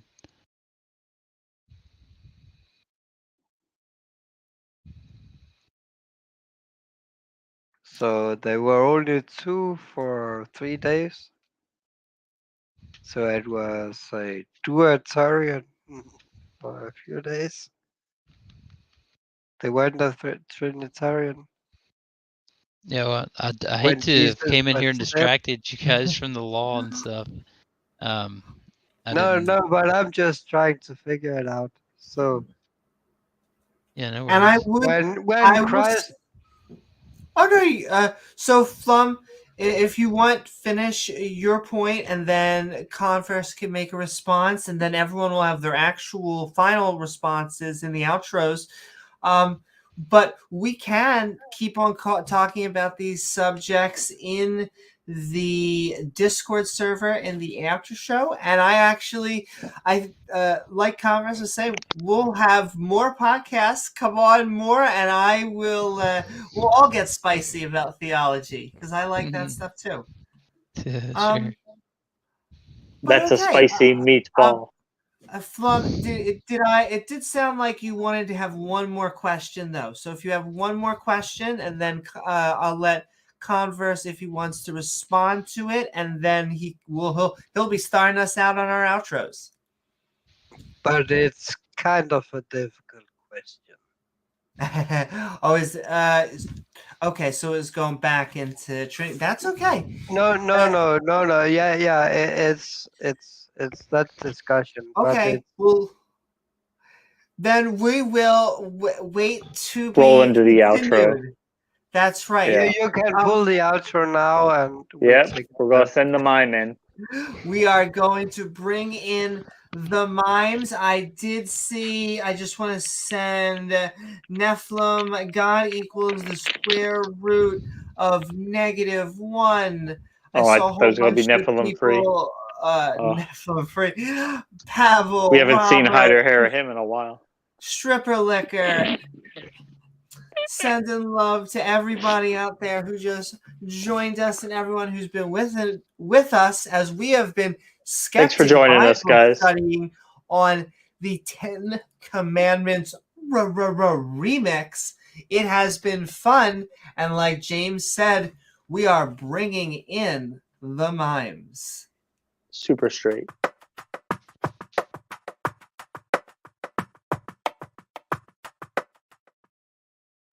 Woohoo! Thank you so very much, Converse, Thanks, Converse. for joining us tonight.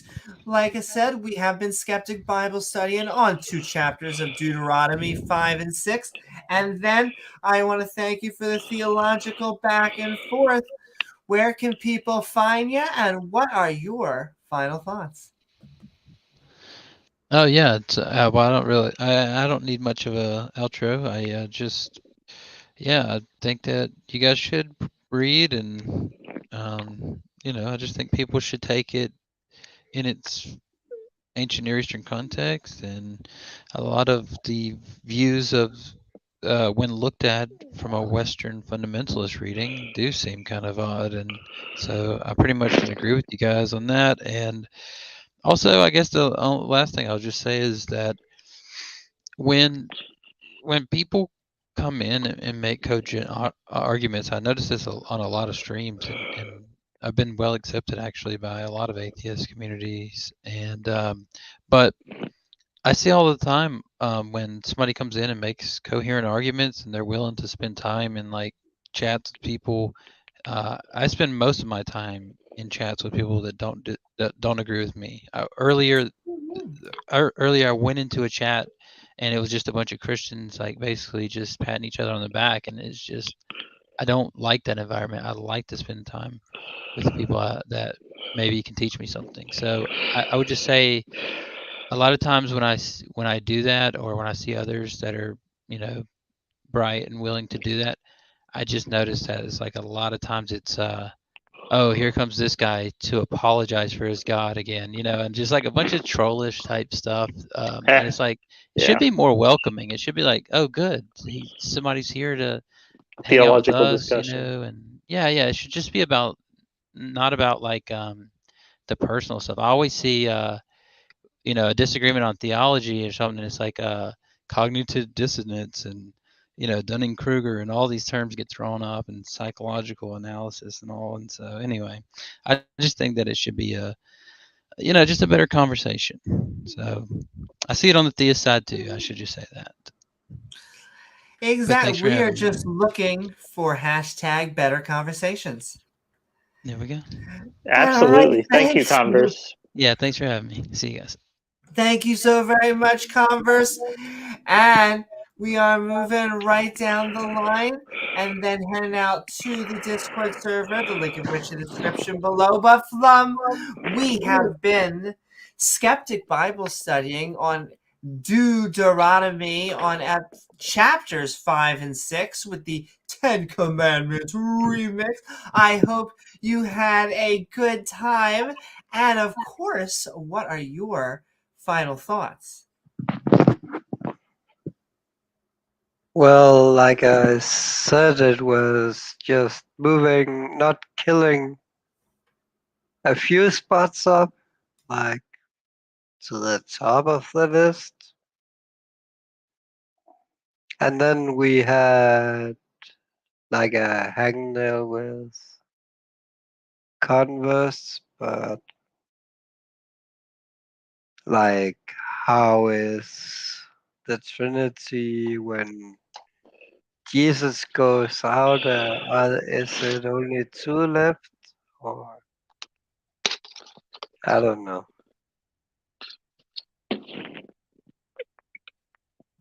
I don't know all that God stuff. If you're one God and 1/3 leaves and dies, how much God is left? How many licks does it take to get to the Tootsie Roll center of a Tootsie Pop? If you're missing 1 out of 3 gods, do they give you 30% off? That's the question. That's the. Thank you so very much, Thank you, Flum, for Flum. joining us. It was lovely having you on, and it's the dirty little secret. The atheist, the theist, we actually like the back and forth. It's fun. We love it. Thank you so very much, Flum. And all right, we will be continuing the conversation in a little bit in the Oh Discord. boy, will we ever? But we are handing the keys over to the pilot, James, who is, of course, holding our producer. The producer. Yeah. I want to just thank you for enjoying these really wisdom-filled chapters. Once again, how would we have known Amazingly not to wisdom kill, filled. lie, or We steal if it wouldn't. wasn't for the book said a thing? We wouldn't know. I mean, and this is what the mathematician has to presuppose to do math, what the physicist has to presuppose to do physics, the existence of the Abrahamic God. So thankfully, we have these texts that we can study so that we can do just about everything it is we do. But thank you guys for spending the night with us. It was a great show, as always. Thank you, Converse and Flum, for the interesting theological back and forth. We'll be back shortly, in a few days, later on this week. Check out my debate next Friday versus Ken Hovind on Standing for Truth, March 11th. And yeah, we love you guys. Have a good night. Say bye, Gizmo. Woohoo! And all right, with that,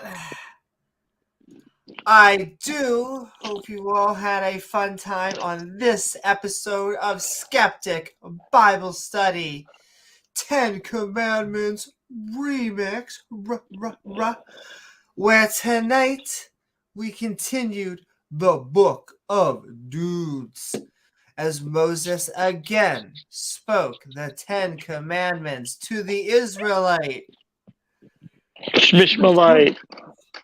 And then they heard the voice of God, who could give them more sweet laws to follow. Oh boy. Oh, Drew Carey? Oh, no, God. Exactly. And the points don't matter. I want to thank my co-host James W. with our guests Flum and Converse Contender, along with our mods who make this stream so great. The lovely So people great. in chat and viewers like you. If you enjoyed the show, please don't forget to like, follow, or subscribe. Don't forget. And then They won't you forget. gain access. Of course not, because we are sending love out to you guys. But Sending you also love. get access to that bell icon that once it's set to all, you get reminders to join our live streams. Woo! Use Or it like a hey, punching bag. is that what that's for? Shake weights? Shake weights? Or hey, Yeah. maybe leave a comment after the video's done. And if you'd like to come join And the us, we'll thumbs be up. heading to the Discord to chat with the community, the link of Since which there's is in the no description thumbs down below. anymore. But we are sending thumbs up to everyone out there in the universe and emojis, because I think Bob said that those can fight demons. So send The those devil emojis hates to them. fight those demons. It Oh, really tickles his noodle. absolutely. Not today, Satan. Not Not today. today, Satan. Maybe tomorrow? To check your scheduler. Finally, Open if tomorrow. you'd like to help us make even more fun content, we offer some perks for your support by checking out our Patreon at patreon.com. Gizmo will meow to you personally. Thank you. At Patreon/Amy Newman. Gizmo. We love you guys. I am Amy Newman, and we will see you all on the next episode of Skeptic Ball Z. Good night, everyone. Good night, guys. And jazz hands.